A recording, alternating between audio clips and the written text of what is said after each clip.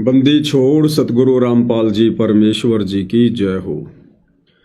परमपिता परमात्मा सारी सृष्टि के रचनहार कुल मालिक असंख्य ब्रह्मांडों के स्वामी जगत गुरु तीनों लोकों में प्रवेश करके सबका धारण पोषण करने वाले राजाधिराज आत्माधार नाथों के नाथ देवों के देव महादेव सर्वेश्वर महेश्वर मृत्युंजय अजरो अमर आदि अनादि सनातनी प्रभु जगत पिता जगदीश्वर श्री श्री 1008 की उपाधि के वास्तविक अधिकारी अकाल मूर्त सौद स्वरूपी राम वासुदेव सर्वगतम ब्रह्म परम पूज्य प्रथम पूज्य परम संत परम पुरुष परम धनी परम दयालु सत्य कबीर हक्का कबीर अल्लाहु कबीर अल्लाहु अकबर बाखबर अल्लाह ताला जगत के तारणहार जगत के मुक्तिदाता जगत के जगन्नाथ हारे के सहारे हिंदुओं के राम मुसलमानों के अल्लाह सिखों के वाहिगुरु ईसाइयों के मसीह दया के सागर दयानिधि करुणा के सागर करुणानिधि स्वयंभू परिभू संकट मोचन कष्ट हरण मंगल करण दुख भंजन अविगत कबीर निर्विकार निर्विषम परमात्मा अलय अलेख सतगुरु आदि अनादि सतगुरु असली मर्यादा पुरुषोत्तम असली राम असली कृष्ण असली घनश्याम असली मुरारी राजाओं के राजा महाराजाओं के महाराजा शहंशाहों के शहंशाह सम्राटों के सम्राट भगवानों के भगवान अल्लाहों के अल्लाह प्रभुओं के प्रभु मसीहाओं के मसीह सच्चे वाहिगुरु बाबाओं के बाबा पीरों के पीर सेठों के सेठ जगत सेठ सावलसा सेठ सर्वगुण संपन्न अनंत कोटि कलाओं के स्वामी अनंत कोटि ब्रह्मांडों के नायक योगियों में महायोगी ध्यानियों में महाध्यानी सिद्धों में परम सिद्ध ज्ञानियों में तत्वज्ञानी ब्रह्म ज्ञानी महाज्ञानी परम ज्ञानी सर्वश्रेष्ठ ज्ञानी विज्ञानी युवा कबीर समृद्ध कबीर असमवाद अमित ओझा सच्चे रहनुमा करीम अल्लाह सुभान अल्लाह दुनिया के अंतिम पैगंबर 8 सितंबर 1951 से गांव धनाना जिला सोनीपत हरियाणा भारतवर्ष की पावन भूमि पे प्रकट रियल कल्कि भगवान श्री नारायण साकार हरि श्री बाबा साहेब नूर अनंत परमात्मा सच्चे दरवेश सच्चे बाखबर संत श्रोमणी सतगुरु रामपाल जी परमेश्वर जी के चरण कमल में साध संगति से जुड़े हुए देश विदेश से आप और हम सभी सत्सेवक भाई बहनों का अनंत कोटि दंडवत प्रणाम। सत्साई भाई और बहनों, छोटे वाला मोबाइल सैमसंग वाला उसमें होगा छोटे वाले बैग में।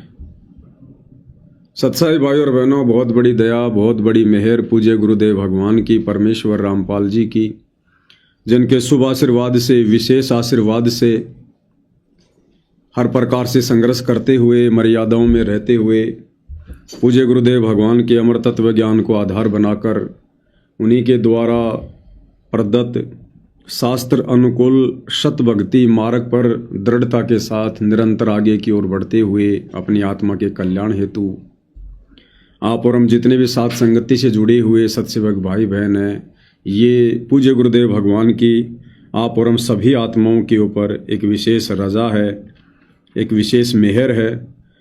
गुरुदेव भगवान की इस रजा के बिना इस मेहर के बिना हम इस सतभक्ति मार्ग पर इतने दृढ़ होकर और इस कदर मर्यादाओं में रहकर भक्ति को सफल नहीं कर सकते।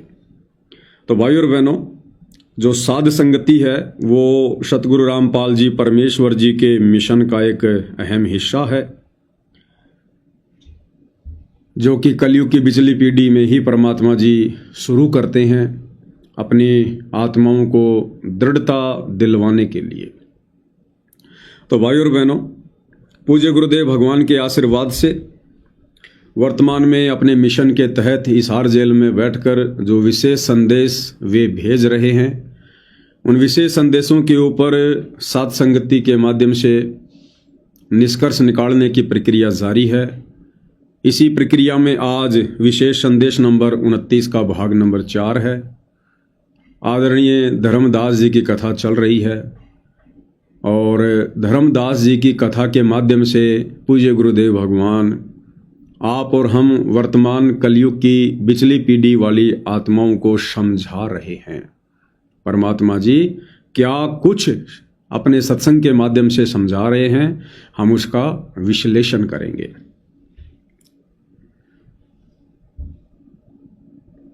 तो जब धर्मदास जी ने परमात्मा जी से जिद की कि हे परमेश्वर, मुझे एक बार आपका वो शतलोक दिखा दो जिसके विषय में आप इतना गुणगान कर रहे हो, इतनी महिमा कर रहे हो कि वहाँ ऐसे ऐसे सुख हैं कि ब्रह्मा विष्णु महेश जैसी अनंत करोड़ जो शक्तियाँ हैं, जिनको यहाँ पर हम शक्तियाँ मानकर बैठे हैं, उस शतलोक में तो परमात्मा के पहरेदार के रूप में सेवा दे रही हैं। ऐसी ऐसी अनंत करोड़ शक्तियाँ ब्रह्मा विष्णु महेश जैसी। तो धर्मदास जी की इच्छा हुई, जिज्ञासा हुई और कहा मुझे एक बार उस परमात्मा जी के दर्शन करवा दो। अंत में कबीर परमेश्वर जी जो संत रूप में थे, धर्मदास जी को उपदेश देकर शतलोक लेकर गए और धर्मदास जी को शतलोक दिखाया। सतलोक के भव्य नज़ारे देखने के बाद, वहाँ के सुख देखने के बाद धर्मदास जी ने परमात्मा जी से हाथ जोड़कर रो रो कर विनय करते हुए कहा कि मोहे राख लीजियो महाराज, हमसे बिगड़ी है। हे परमात्मा, हमसे तो बहुत बड़ी गलती हुई जो हमने आपके साथ में धोखा किया, हमने आपके वचन को तोड़ा और हम उस काल के साथ में उसी 21 ब्रह्मांड रूपी जेल में जाकर रहने लगे। हे परमेश्वर, हमें माफ़ कर दीजिए और आप अब मुझे दोबारा उस काल के लोक में ना भेजिए। क्योंकि भाई और बहनों, जिस प्रकार एक तो देश का प्रधानमंत्री है, वो मानव शरीर में है, उसमें भी आत्मा है, और एक सूअर के शरीर को प्राप्त प्राणी है, उसमें भी आत्मा है। दोनों में आत्मा है, शरीर का अंतर है। अब सूअर के शरीर में जो आत्मा है, जो सारा दिन गंदी नाली में, गटर में, लैट्रिन में, गंदगी में नाक रगड़ता रहता है, गंदगी खाता रहता है, कोई भी उसको डरा देता है, धमका देता है, दुत्कार देता है, लठ मार देता है, और उस सूअर के शरीर में निवास कर रही आत्मा को यदि एक दिन के लिए प्रधानमंत्री के शरीर में डाल दी जाए तो सारा दिन वो क्या क्या सुख भोगेगा। कभी किसी 5 स्टार होटल में, 7 स्टार होटल में, कभी एरोप्लेन में, सैकड़ों की संख्या में नौकर आगे पीछे दौड़ेंगे, बड़े बड़े IAS अधिकारी आगे पीछे दौड़ेंगे, महंगी महंगी गाड़ियाँ होंगी, बढ़िया बढ़िया खाने को मिलेगा, और 24 घंटे बाद उस आत्मा को कहा जाए कि अब आप वापस उस सूअर के शरीर में जाओ, तो क्या भाई और बहनों वो जाएगी? क्या वो जाना स्वीकार करेगी? बिल्कुल भी नहीं करेगी, क्योंकि उसे पता चल जाएगा कि प्रधानमंत्री के शरीर में कितने सुख हैं और सूअर वाले शरीर में कितने दुख हैं। तो जब धर्मदास जी सतलोक में पहुंचे, वहाँ के सुख देखे, वहाँ के नज़ारे देखे, परमात्मा को देखा, वहाँ के ठाठ बाट देखे, तो धर्मदास जी की हालत भी ऐसी हो गई। और धर्मदास ने कहा कि हे भगवान, वो तो वास्तव में काल का लोक है, परमात्मा, वहाँ तो सुख नाम की कोई चीज़ ही नहीं है। हम तो दुखों को ही सुख मानकर उलझे हुए थे। अब आपके सतलोक में आने के बाद पता चला कि वास्तव में सुख किसे कहते हैं। वहाँ तो सुख नाम की चीज़ भी नहीं है, केवल नाम है सुख। बाकी सुख होता क्या है, वहाँ तो टपका भी नहीं है। लेकिन परमात्मा जी का विधान अटल है भाई और बहनों, जो हमें सृष्टि रचना के माध्यम से गुरुदेव भगवान समझाते हैं। तो परमात्मा जी ने कहा कि भाई धर्मदास, जब तक आप भक्ति युक्त होकर वापस नहीं आओगे, तब तक आप यहां नहीं रह सकते। यानी सतलोक में वही आत्मा रह सकती है जो पूर्णतया भक्ति युक्त हो। अभी आप नीचे जाओ, नीचे मैं आपको मंत्र दूंगा, फिर आपको सारनाम दूंगा, फिर आपको शब्द दूंगा, उसके बाद धर्मदास तुम यहां पर आ सकते हो। तो क्या कुछ कहा परमेश्वर जी ने और क्या कुछ शिक्षा इस प्रकरण से वर्तमान में आप और भगत भाई बहनों को मिलेगी? सुनते हैं गुरुदेव के मुख से। तो धर्मदास जी से बोले कि आप नीचे जाओ। धर्मदास जी बोले भगवान जी वहां ना बेचो, यही रख लो मेरे दाता, इस नरक में मत बेचो। अब मैं नहीं जाऊं दाता वहां पर। परमात्मा बोले भी ऐसे नहीं बात नहीं, वहां तुम जा, चिंता ना कर, मैं तेरे साथ रहूंगा और सब भक्ति दूंगा, उससे आपकी भक्ति गजब की बन जाएगी और भक्ति युक्त होकर यहाँ आएगा, वैसे से यहाँ ठिकाना नहीं मिलेगा तेरे। और दूसरी बात है कि तूने सब कुछ देखा है, नीचे औरों को बता, तेरे भाई बहनों को विश्वास होगा। धर्मदास कहता है मोहे राख लियो महाराज हमसे बिगड़ी है, मोहे राख लियो महाराज हमसे बिगड़ी है, बिगड़ी है महाराज हमसे, बिगड़ी है महाराज हमसे, बिगड़ी है हमें नांगा लो महाराज काल की नगरी है तुम्हें, ना भेजो महाराज काल की नगरी है। रोबरी तरह जैसे किसी ने आगे में धकाया करे जबरदस्ती मर तो राख लो महाराज हम गंदे हिसाब से। अब पता चला उन सारे भक्तों ने बताया तुमने ऐसी गलती करी थी भाई, इसलिए दुख पा रही कि हमने खुद बिगाड़ी अपनी किस्मत, तुम रख लो दाता, ना भेजो मेरे मालिक, पैर पकड़ा रोए। परमात्मा बोले भाई ऐसा ना करे, वहां पे चल और वहां पर मैं तेरे साथ रहूंगा, भक्ति करे, कोई दिक्कत नहीं आने दूंगा मैं तेरे को, चिंता ना करी, तेरे पीछे पीछे न फिरूंगा मैं। और ये सारे ठाठ मैंने दे रखे थे तेरे को वहां पर, निकाल तो तेरा को तुम निकाल दे बेटे। तो क्या कहा कबीर परमेश्वर जी ने धर्मदास जी से कि वे धर्मदास आप नीचे जाओ, नीचे जाकर भक्ति करो, मैं आपको मंत्र दूंगा और उसके बाद भक्ति युक्त होकर ही आप सतलोक में स्थायी रूप से निवास कर सकते हो। अब विचार करो भाई और बहनों, भक्ति युक्त होकर ही यानी सत भक्ति से परिपूर्ण होकर ही हम सतलोक में स्थायी निवास प्राप्त कर सकते हैं। तो वर्तमान में पूज्य गुरुदेव भगवान हमें अपनी शरण में लेकर क्या करवा रहे हैं? हमसे भक्ति करवाकर हमें भक्ति युक्त करना चाहते हैं। अब भाई और बहनों, परमात्मा जी तो अपना काम कर रहे हैं, दूसरी तरफ जो काल है 21 ब्रह्मांड का नकली भगवान, वो भी तो अपना कार्य करेगा। काल क्या करेगा? काल ये करेगा कि हम कहीं भक्ति युक्त होकर सतलोक न चले जाएं, कहीं ये आत्मा फिर से चार्ज ना हो जाए, भक्ति युक्त ना हो जाए, तो वो भी अपनी पूरी कोशिश करेगा। वर्तमान में दोनों शक्तियां बराबर काम कर रही हैं, बराबर। काल और दयाल दोनों का सूक्ष्म रूप से भयंकर द्वंद्व छिड़ा हुआ है, युद्ध छुड़ा हुआ है। ये इस पृथ्वी पर सबसे बड़ा महाभारत चल रहा है। ये जो 2-3 देशों के बीच में लड़ाइयां हो रही हैं, ये कोई युद्ध नहीं है, इसका कोई मतलब नहीं है। वो तो कीड़े मकोड़े इतने हो गए धरती पर, फालतू के नाम से जाना जाता है। दूसरा भाग जिसे सतलोक आश्रम के नाम से जाना जाता है। अब ये 2 भाग क्यों बन गए? क्योंकि यहां पर काल बली अपना पूरा कार्य कर रहा है, पूरी शिद्दत के साथ कर रहा है, पूरा जोर लगाकर कर रहा है। वो नहीं चाहता कि कोई भी आत्मा भक्ति युक्त हो जाए।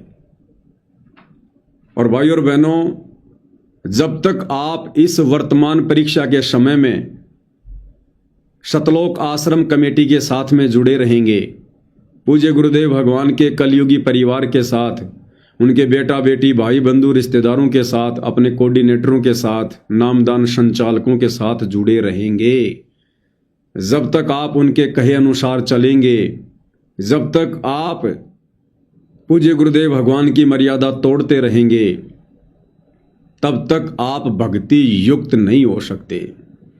कहने का मतलब है, वर्तमान में गुरु की गैर हाजिरी में इस परीक्षा के समय में सतलोक आश्रम मैनेजमेंट हरियाणा के साथ रहकर, उनके इन सतलोक आश्रमों से जुड़कर आप जी कभी भी भक्ति युक्त नहीं हो सकते, क्योंकि ये आश्रम वर्तमान में काल के द्वारा संचालित हैं, काल के द्वारा। और काल कभी नहीं चाहेगा कि कोई भी आत्मा भक्ति युक्त हो जाए। तभी तो गुरुदेव भगवान की प्रत्येक मर्यादा भक्तों से तुड़वा दी गई है। अन्यथा सतगुरु रामपाल जी परमेश्वर जी के मार्ग में धनाना गांव में बैडमिंटन का स्टेडियम बनवाने का क्या काम।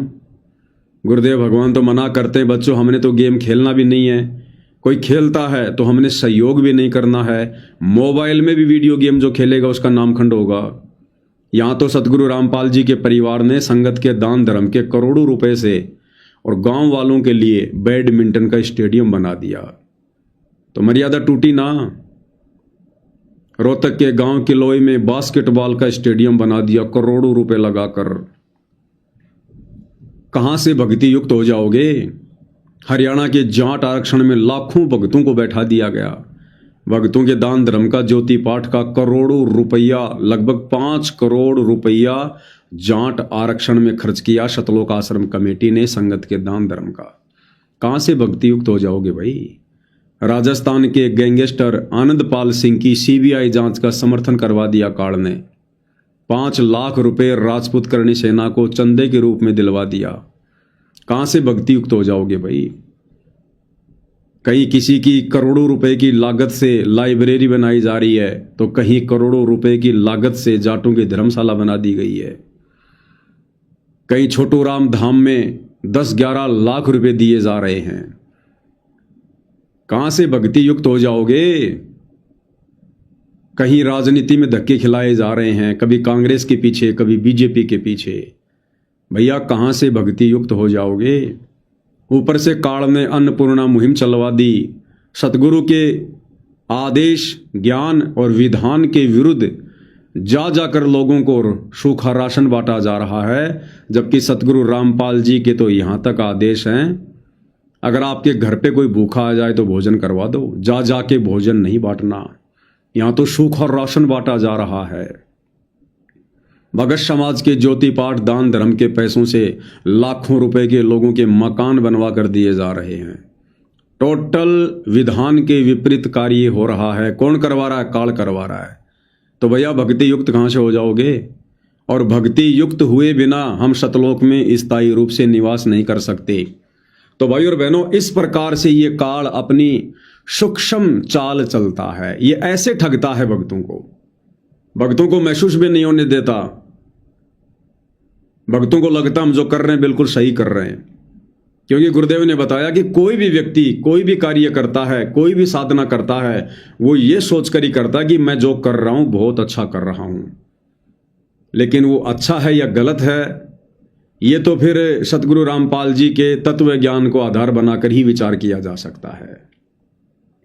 तो गुरुदेव भगवान के तत्व ज्ञान आधार से ये जितने भी भक्ति विरुद्ध कर्म उनके परिवार ने संगत से करवा दिए हैं, ये भाई भक्ति युक्त होने के लक्षण नहीं है। तो काल पूरी शिद्दत के साथ अपना कार्य कर रहा है। दूसरी तरफ सतगुरु रामपाल जी परमेश्वर वे भी पूरी शिद्दत के साथ अपना कार्य कर रहे हैं। हमारे जैसे 2 कोटि के जीवों को खड़ा करके निमित्त बना के सात संगति के माध्यम से परमेश्वर अपनी आत्माओं को भक्ति से युक्त कर रहे हैं, परिपूर्ण करवा रहे हैं। और जितनी ज्यादा मर्यादा इन सतलोक आश्रमों में तोड़वाई जाती है, उतनी ही ज्यादा दृढ़ता, उतना ही ज्यादा विश्वास सात संगति के माध्यम से सत्सेवक भाई बहनों में परमात्मा जी पैदा करवा रहे हैं। तो असल में भाई और बहनों, गुरु को परमेश्वर मानकर, ज्ञान को आधार बनाकर, गुरु की गैर हाजिरी में घर को सतलोक आश्रम बनाकर जो भक्ति युक्त वाली जो प्रक्रिया चल रही है, वो केवल साध संगति में चल रही है। क्योंकि भक्ति युक्त हुए बिना हम सतलोक में स्थायी निवास नहीं कर सकते। आगे क्या कह रहे हैं गुरुदेव भगवान। धर्मदास को फिर हौसला हुआ और तीसरे दिन शरीर में वापस आया। आसपास सारे रिश्तेदार भी आ गए। 3 दिन में सारा गांव क्यों सेठ था, पैसे वाला था, लोग जबरदस्त बैठे, ना मरता ना जिंदा। इसका क्या हाल हो गया। परमात्मा ने बताया मैं काशी में हूँ, एक दुल्हे का काम करता हूँ, मेरा नाम कबीर है, मेरा गुरु रामानंद की है स्वामी रामानंद, जो वहां के प्रसिद्ध संत हुआ करते थे। धर्मदास जी सचेत हुए, उठे तो देखा चारों तरफ हाहाकार मत, चारों जिंदा हो गए तो एकदम खुशी की लहर आ गई। आमने भी रोए तो वो कहने लगा क्या हो गया तुमको। वो बोले आप तो मर गए थे, ना मरो थे ना जियो थे, अचेत पड़े थे, बेहोश थे, हमको टेंशन होगी थी कि मरेंगे, तब उसको विश्वास आ, नहीं तो सपना मानना वो, ये मन इतना दुष्ट है, इतना उल्टा चल रहा है, जब ठीक ठिकाने की तरफ चलता है जीव, परमात्मा कसर नहीं छोड़ती, ये उसका बाप है। तो तब धर्मदास को विश्वास हुआ तेरे की सचमुच में तो सचखंड गया, सतलोक गया था। फिर उनको बताने लग गया सारी, मैं वहां गया था, फुकिंदा बाबा भगवान है, खुद है, सारी सृष्टि के रचने वाले हैं, ब्रह्मा विष्णु महेश तक के सामने कुछ भी नहीं है। वो रिश्तेदार है तो चले गए, पागल हो गया, मांडन दे जिंदा हो गया, शुक्र है। लेकिन जिसका लागे वो तंग धर्मदास काशी पहुंचे और देखे दुल्हे के रूप में बैठे, वही सूरत क्यों की क्यों चरणों में पड़ गए। क्या कुछ संदेश दिया गुरुदेव भगवान ने इस छोटे से सत्संग में? परमात्मा जी ने धर्मदास जी को इतना सारा ज्ञान समझाकर, सतलोक दिखाकर फिर वापस छोड़ा। उसके बाद परमात्मा जी ने कहा कि धर्मदास, मैं काशी में रहता हूँ, मेरा कबीर नाम है, ऐसे ऐसे जुलाहे का काम करता हूँ और दीक्षा लेने के लिए तू वहाँ पर आ जाना। अब विचार करो भाई और बहनों, इससे पहले भी तो परमात्मा धर्मदास से कई बार मिल चुके थे, लेकिन परमात्मा ने धर्मदास को ये क्यों नहीं कहा कि भाई मैं काशी में रहता हूँ और तू वहाँ आ जा और दीक्षा ले ले और भक्ति कर? क्योंकि अगर परमात्मा धर्मदास जी को पहले काशी में बुलवा लेते और यदि दीक्षा भी दे देते तो धर्मदास जी दृढ़ होकर भक्ति नहीं कर पाते। धर्मदास जी को कभी विश्वास नहीं हो पाता कि वास्तव में ये परमात्मा है। और विशेषकर जुलाहे का कार्य करता हुआ देखकर, जुलाहे की भूमिका में परमात्मा को देखकर धर्मदास जी को बिल्कुल भी यकीन नहीं होता और धर्मदास जी उस भक्ति को त्याग देता, हो सकता है दीक्षा भी ना लेता, इतना अविश्वास कर बैठता। इसलिए परमात्मा जी ने पहले धर्मदास जी को थोड़ा बहुत ज्ञान से परिपूर्ण करना चाहा और धर्मदास जी को सतलोक दिखा दिया। सतलोक में स्वयं को सिंहासन पर बैठा हुआ दिखा दिया।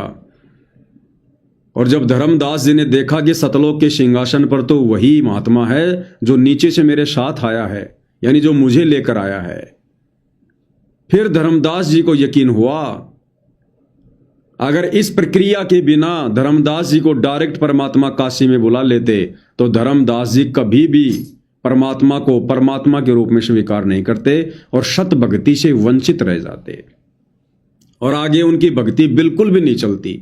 अगर वो दीक्षा भी ले लेते तो वो गुरु को मानुष ही मानते। उनके मन से कभी भी ये वहम नहीं निकलता कि ये जुलाहा परमात्मा कैसे हो सकता है, ये भगवान कैसे हो सकता है, इससे ज्यादा धनी तो मैं धर्मदास हूं, ये तो झोपड़ी में रहता है, गरीब है और ये कहता कि मैं सारी सृष्टि का मालिक हूं, मैं सबको जो है भोजन खिला रहा हूं, सबका पालन पोषण कर रहा हूं। तो धर्मदास के मन में आता कि इससे बड़ा सेठ तो मैं हूं, ये काहे का सेठ, काहे का भगवान। और गुरु पर यदि इतना अविश्वास हो गया तो भक्ति फिर आगे चल नहीं सकती। अर्थात भाई और बहनों, सतगुरु रामपाल जी परमेश्वर यहां पर यह संकेत करना चाहते हैं कि बच्चों, जब तक तुम भी इतना विश्वास अपने गुरु पर नहीं करोगे, अपने गुरु के वचन पर नहीं करोगे, इस भक्ति पर नहीं करोगे, सतलोक पर नहीं करोगे, तब तक चाहे तुम कोई भी नाम दीक्षा ले लो, तुम दृढ़ होकर इस मार्ग पर नहीं आगे बढ़ सकते। और तुम्हारे मन में काल हजार हजार ना जाने कितनी कितनी शंकाएं पैदा करेगा, तुम्हें कभी भी दृढ़ होकर भक्ति पर नहीं लगने देगा। इसके लिए भाई और बहनों, परमपिता परमेश्वर जी ने इतने खाड़े किए। सन 1994 से सतगुरु रामपाल जी ने गांव गांव जाकर, नगर नगर जाकर पाठ प्रकाश किए, सत्संग किए, ढेर सारी पुस्तकें लिखी, दिन रात हजारों की संख्या में सत्संग करके छोड़ दिए। शास्त्रों से, वेदों से, गीता से, कुरान से, पुराण से, बाइबल से, गुरु ग्रंथ साहिब से इतने ढेरों प्रमाण दिए, तब जाकर भाई और बहनों आज हमें यकीन हो पाया कि सतगुरु रामपाल जी कौन हैं, उनके द्वारा चलाया गया ये पंथ क्या है। अगर ये परमात्मा हमें इतने ढेरों प्रमाण ना देते और साथ में यदि भगत के अटके हुए कार्य सिद्ध ना करते, यदि ऐसे चमत्कार ना दिखाते, भगत के घर में लाभ ना देते, तो भाई और बहनों आज हमें भी यकीन नहीं हो पाता कि सदगुरु रामपाल जी ही परमात्मा हो सकते हैं। और इतना सब कुछ होने के बाद फिर परमेश्वर जी ने अपने मोक्ष मार्ग की शुरुआत की सन 2014 बरवाला कांड के बाद साध संगति की। इससे पहले हम साध संगति से नहीं जुड़ सकते थे। इससे पहले हम साध संगति से जुड़कर अपने गुरु को परमात्मा मानकर भक्ति नहीं कर सकते थे। इस साध संगति से जोड़ने के लिए, जो कि सतलोक के लिए मोक्ष का दरवाजा है, सतलोक के लिए ट्रेनिंग सेंटर है, इस साध संगति रूपी ट्रेनिंग सेंटर से जोड़ने के लिए गुरुदेव भगवान ने इतने प्रयत्न किए। जैसे धर्मदास जी को काशी बुलाने के लिए परमात्मा जी ने पहले कितने प्रयास किए, कितने प्रयत्न किए, उसके अंदर विश्वास पैदा करने के लिए। और यही कारण है भाई और बहनों, इतना सब कुछ देखने के बाद आंखों, उसके बाद आज हम साध संगति से जुड़कर भक्ति कर पा रहे हैं। अन्यथा साध संगति से जुड़ना कोई बच्चों का काम नहीं है, ऐरी गैरी आत्माओं का काम नहीं है, जो साध संगति से जुड़कर और साध संगति की मर्यादाओं में रहकर जो भक्ति कर सके। इन सतलोक आश्रम से जुड़े भाई बहनों से तो 21 मर्यादा ही पूरी तरह से नहीं निभाई जा रही। प्रथम नाम दीक्षा के समय जो 21 सूत्रीय नियम है, हालांकि फोरम पर तो 11 नियम है, लेकिन ज्ञान गंगा पुस्तक में 21 नियम है प्रथम नाम दीक्षा के समय। तो सतलोक आश्रमों से जुड़े भाई बहनों से, गुरुदेव के कलयुगी बेटा बेटी भाई बंधु रिश्तेदारों से, इन कोऑर्डिनेटरों से, इनसे तो 21 सूत्रीय नियम भी अच्छे से फॉलो नहीं किए जा रहे। और साध संगति से जुड़े भाई बहन, आपने अगर शंका समाधान की पुस्तक मंगवाकर पढ़ी है तो आपको पता चलेगा 180 नियम तो शंका समाधान की पुस्तक में हैं। 180 नियम तो शंका समाधान की पुस्तक में हैं। और इसके अलावा और सैकड़ों की संख्या में नियम सत्सेवक भाई बहन फॉलो करते हैं, जिन नियमों का इन आश्रमों से जुड़े भाई बहनों को तो पता भी नहीं है। ये लोग तो बेसिक नियम भी फॉलो नहीं कर रहे। और ये इतने सारे नियम हम क्यों फॉलो कर पा रहे हैं भाई और बहनों? 180 नियम यानी जीवित मरने वाली स्थिति। 180 नियम जो शंका समाधान पुस्तक में लिखे हैं, ये वही आत्मा फॉलो कर सकती है जिस आत्मा ने खुद को भक्ति मार्ग पर जीवित मार लिया है। और जीवित मारने का एक ही फॉर्मूला है, लोकलाज से दूर हो जाना। तो साध संगति से जुड़े भाई बहन जो ये इतने ढेर सारे नियम फॉलो कर रहे हैं और फिर भी उन्हें लगता है कि ये तो कुछ भी नहीं है, ये तो बहुत कम नियम है, कुछ भी नहीं है ये तो, क्योंकि वो उन्होंने लोकलाज को मार दिया, अपने आप को जीवित मार दिया। और जिसने लोकलाज को खत्म कर दिया, सोचो उसने सतगुरु के सभी नियमों को फॉलो कर लिया। क्योंकि यदि हमारे नियम टूटते हैं तो लोकलाज के कारण टूटते हैं।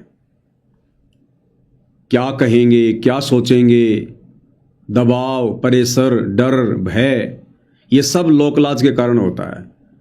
और जिसने लोकलाज त्याग दी, समझो उसने 90% इस भक्ति मार्ग पर सफलता प्राप्त कर ली। लोकलाज ना कीजिए, निर्भय हो रहिए, और जय मन चावे राम को तो दासा तंदरिए। तो भाइयों बहनों, जिस प्रकार धर्मदास को परमात्मा ने काशी बुलाने से पहले उसको इतना दृढ़ किया, इतना विश्वास दिलाया ताकि वो भक्ति कर सके, ठीक इसी प्रकार साध संगति से जोड़ने के लिए परमात्मा जी ने आत्माओं को किस कदर तैयार किया। और उसके बावजूद भी कितनी आत्माएं हैं जो साध संगति से वर्तमान में जुड़ पाई हैं, साध संगति से जुड़कर पूर्ण मर्यादा में रहकर भक्ति कर पा रही हैं। अन्यथा साध संगति में आकर भी लोग भाग जाते हैं। कुछ दिन आएंगे, देखेंगे, फिर उन्हें लगेगा कि भैया यहाँ तो बगुले की खुराक नहीं है। साध संगति में बगुलों की खुराक नहीं है, यहाँ तो हंसों की खुराक है। और कुछ दिन बाद में फिर वो कोई न कोई कमी निकाल कर साध संगति से 9 2 11 हो जाते हैं। तो साध संगति रूपी मानसरोवर में अंत तक वही रुकेगा जो वास्तव में सतगुरु का निर्विकारी हंस होगा, क्योंकि हंसों की खुराक मोती होती है, मोती, मेंढक नहीं खाता हंस। तो ये गंदी राजनीति करने वाले, स्टेडियम बनाने वाले, राजनेताओं के पीछे दौड़ने वाले, सामाजिक लोगों के पीछे दौड़ने वाले, झूठा भाईचारा निभाने वाले, बिना सोचे समझे दान धर्म देने वाले, भेड़ चाल में चलने वाले, इस प्रकार के भगत भाई बहन साध संगति से जुड़कर भक्ति नहीं कर सकते। तो आगे क्या कह रहे हैं पूज्य गुरुदेव भगवान? आसपास के कॉलोनी के लोग आगे बुलाए, बताओ पूछे कौन है ये? धर्म सेठ है, ऐसे ऐसे काशी का प्रसिद्ध सेठ है, नवा का, पांडवगढ़ का। और सब लोग के देख किसी पागल हो रहे लोग इस नीरू के पुत्र को भगवान मानते हैं, इनकी अकल पर पत्थर पड़ी। यानी दुल्हाए भी ये बात बोला है, लो देखा वो यही कहा। गुरुदेव भगवान कह रहे हैं जब धर्मदास जी काशी में गए, जो परमात्मा जी ने कहा था कि भाई मैं वहां पर जुलाई का काम करता हूं, ये मेरा नाम है, तू वहां आ जाना, मैं तेरे को सतनाम दूंगा। जब धर्मदास जी सतनाम लेने के लिए गए और जब धर्मदास जी ने देखा कि ये तो वही परमात्मा है भाई, चरणों में गिर गया, रोने लगा, लोगों से कहने लगा। और जब काशी के लोगों को पता चला, उन जुलाहों को, कि भाई ऐसे ऐसे एक बांधवगढ़ का एक बहुत बड़ा सेठ धर्मदास यहां पर आया हुआ है और इस नीरू के पुत्र इस कबीर को परमात्मा बता रहा है, भगवान बता रहा है, उसके चरणों में गिर रहा है, रो रहा है। तो सारे जुलाहे मजाक उड़ाने लगे कि भैया ये सेठ भी पागल हो गया, ये नीरू का बेटा बड़ा चमत्कारी है, बड़ा जंतर मंत्र करता है, ये इसने इस सेठ को भी वशीकरण में ले लिया, इसको भी मोल लिया इसने, अब ये भी इसी के गुण गा रहा है। क्योंकि भाई और बहनों, सदियों से एक कहावत रही है कि घर का जोगी जोगना, बाहर का जोगी सिद्ध, और दीपक तले हमेशा अंधेरा रहता है। अब धर्मदास जी ने तो आंखों देख लिया भगवान को, सतलोक में बैठा देख लिया, अनंत कोटि ब्रह्मांडों के सिंहासन पर, रतन जड़ित सिंहासन पर, उनकी ओरिजिनल आभा, उनका नूर देखा। अब धर्मदास कैसे माने उन जुलाहों की बात, जिसने आंखों देख लिया और जुलाहे मजाक उड़ा रहे हैं कि देखिए नीरू के बेटे को परमात्मा कह रहा है, भगवान कह रहा है। तो भाई और बहनों, वो स्थिति वर्तमान में सतगुरु रामपाल जी के पंथ में है। साध संगति से जुड़े भाई बहन जिन्होंने सतगुरु रामपाल जी को तत्व ज्ञान की दृष्टि से परमात्मा के रूप में जान लिया, पहचान लिया है, जिन साध संगति से जुड़े भाई बहनों को सतगुरु रामपाल जी में कबीर भगवान दिखाई दे रहा है, शब्द रूप कबीर भगवान दिखाई दे रहा है, और हम अपने गुरु को परमात्मा मानकर परमात्मा वाली क्रिया ही कर रहे हैं। गीता अध्याय 3 श्लोक 13 के अनुसार प्रतिदिन घर घर उन्हें भोग लग रहा है, भोग की आरती के साथ। घर घर में परमपिता परमेश्वर जी के सिंहासन लग गए हैं, उन्हें अपना आराध्य इष्ट देव मानकर पूजा जा रहा है।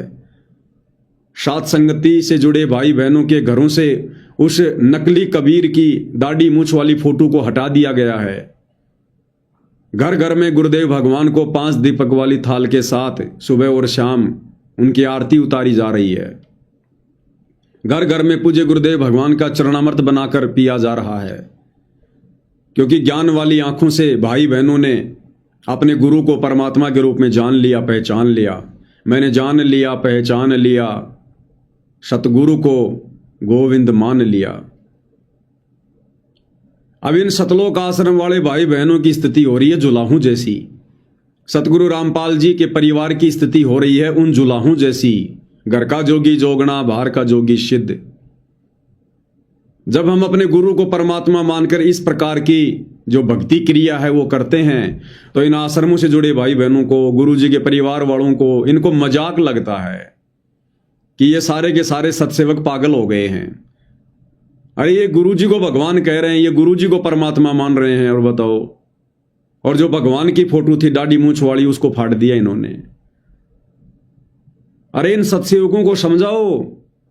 संत रामपाल जी तो 9 मार्च 1997 में कोई सतलोक चले गए सशरीर। कबीर जी आए थे और कबीर जी ने संत रामपाल जी को आकाश में उड़ा दिया, वो तो सतलोक चले गए।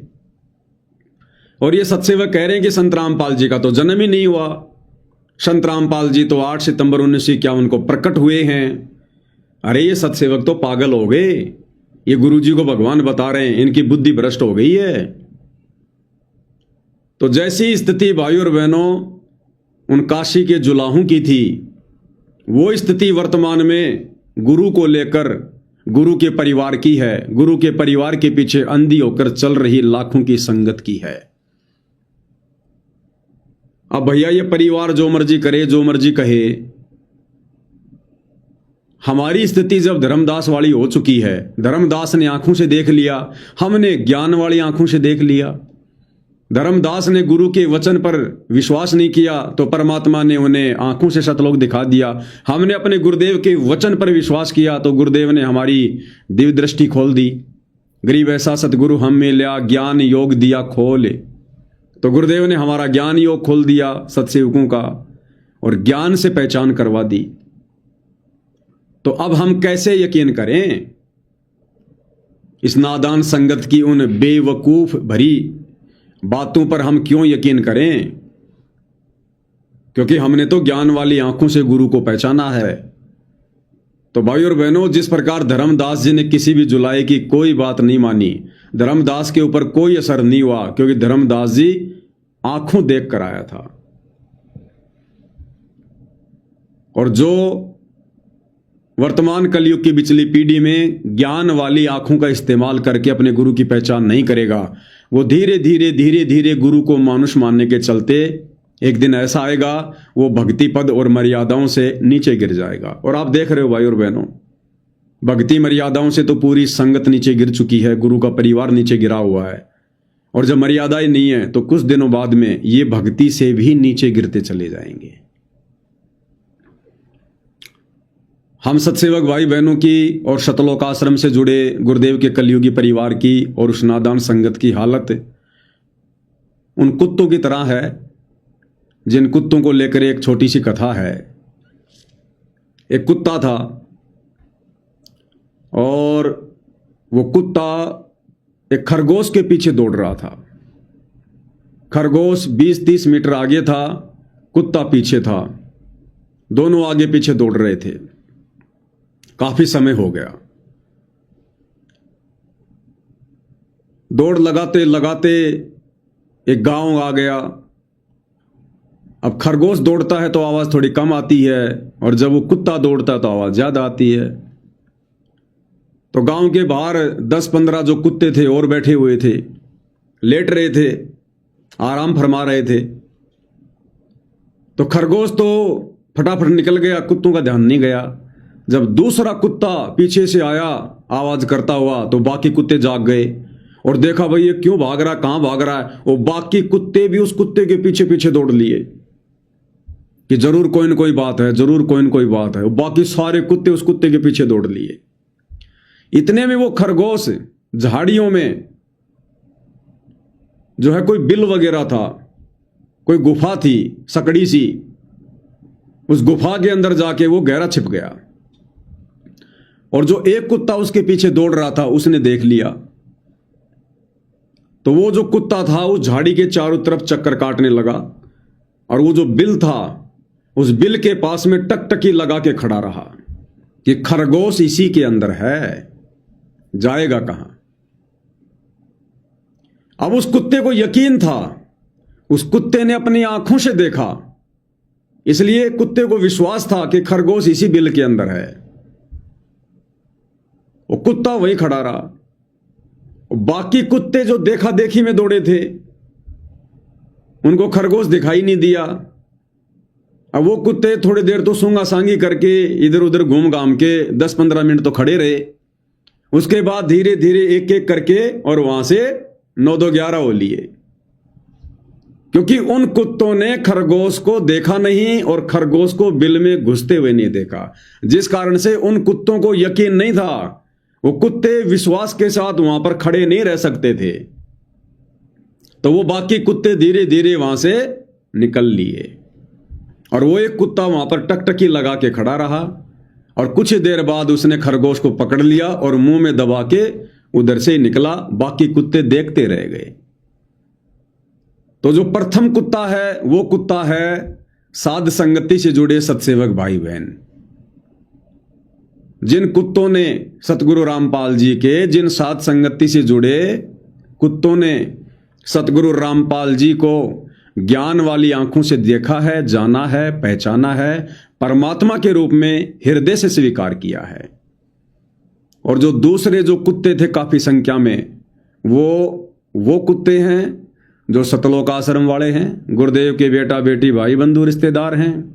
सतगुरु रामपाल जी के इन कुत्तों को विश्वास नहीं है कि तुम्हारा गुरु ही परमात्मा है, तुम्हारा गुरु ही भगवान है। तो ये कुत्ते धीरे धीरे धीरे धीरे एक एक करके और ये भक्ति से भी 9-2-11 हो जाएंगे। इसलिए भाई और बहनों, आप और हम साध संगति से जुड़कर मर्यादाओं में रहकर भक्ति कर रहे हैं, क्योंकि हमारी आत्मा ने हमारे परमात्मा को पहचान लिया, हमने सतगुरु के मिशन को पहचान लिया, हमने इस मनुष्य जन्म से क्या करना है हमने वो बात जान ली। इसलिए हम दृढ़ता के साथ साथ संगति से जुड़े हुए हैं। और ये दुनिया भर के तमाम नियम, अगर लाखों नियम भी लागू कर दिए जाएं सतगुरु रामपाल जी की प्राप्ति के लिए, सतलोक की प्राप्ति के लिए, तो भी हमारे लिए कुछ नहीं है, कुछ नहीं, रत्ती भर भी नहीं है। हम लाखों नियम भी हर स्वीकार कर जाएंगे, क्योंकि हमें पता चल गया कि सतगुरु रामपाल जी कौन है और हमने इस मनुष्य शरीर से क्या करना है। तो भाई और बहनों, जिस प्रकार धर्मदास जी को दृढ़ विश्वास हो गया था आंखों देखकर, इसी प्रकार ज्ञान वाली आंखों से सतगुरु रामपाल जी को पहचान कर हम सत्सेवक भाई बहनों को भी दृढ़ विश्वास हो गया है। इसलिए हम इस भक्ति मार्ग पर ना तो कोई गलती कर सकते, ना कोई मर्यादा तोड़ सकते, ना कोई नियम भंग कर सकते, ना हम ऐसी कोई क्रिया कर सकते जिस क्रिया के करने से हमारे गुरुदेव भगवान नाराज हों। तब भाई और बहनों, हम इस मार्ग पर सफलता प्राप्त कर पाएंगे। आगे क्या कह रहे हैं गुरुदेव भगवान? धर्मदास जी ने चरण पकड़ कर छोड़े नहीं, परमात्मा गलती बहुत होगी, हे दयालु माफ करो। जब परमेश्वर ने उसको कहा, बच्चा तेरा दोष नहीं, इस काल में सबकी बुद्धि पैर रखी, और जो भी ये सारा संसार आपको दिखाई देता है ये कुछ भी नहीं है। एक सेकंड में मृत्यु हो जाती है इंसान की और फिर कुत्ते गधे बनाकर छोड़ देता है। इसने तो सच्ची भक्ति करने नहीं देनी, या सच्ची भक्ति या दर्शी की आस्था नए ही जीवों की बनाए रखे हुए हों। उस टाइम तो धर्मदास जी सारी मन था, वो बात ही नहीं रही। अब परमात्मा बोले, धर्मदास आप अपने घर जाओ और बच्चा मैं वही आऊंगा तुम्हारे पास। धर्मदास बोला, जी आइयो, मेरा बेटा भी समझाइयो। और फिर धर्मदास जी को कबीर परमात्मा जी ने काशी में क्या कहा कि बेटा धर्मदास, अब तू वापस बांधवगढ़ जा और मैं वहीं आऊंगा तेरे पास में। अब मैं तेरे पास में वहीं आऊंगा। क्यों कहा परमात्मा ने ऐसा? जबकि गुरु के पास तो शिष्य न जाना चाहिए, बार बार जाना चाहिए। यहां पर गुरु कह रहा है अपने शिष्य से कि बेटा तू घर जा, मैं तेरे पास घर पर ही आऊंगा। जबकि उस समय तो परमात्मा के लाखों की संख्या में शिष्य हो गए थे। क्यों कहा परमात्मा ने कि अब तू वापस जा घर पर और मैं वहीं आऊंगा? भाई और बहनों, जब हम अपने गुरुदेव भगवान को जान लेते हैं, पहचान लेते हैं, अब जान लेंगे, पहचान लेंगे, तो फिर मर्यादा तोड़ने का तो सवाल ही पैदा नहीं होता। फिर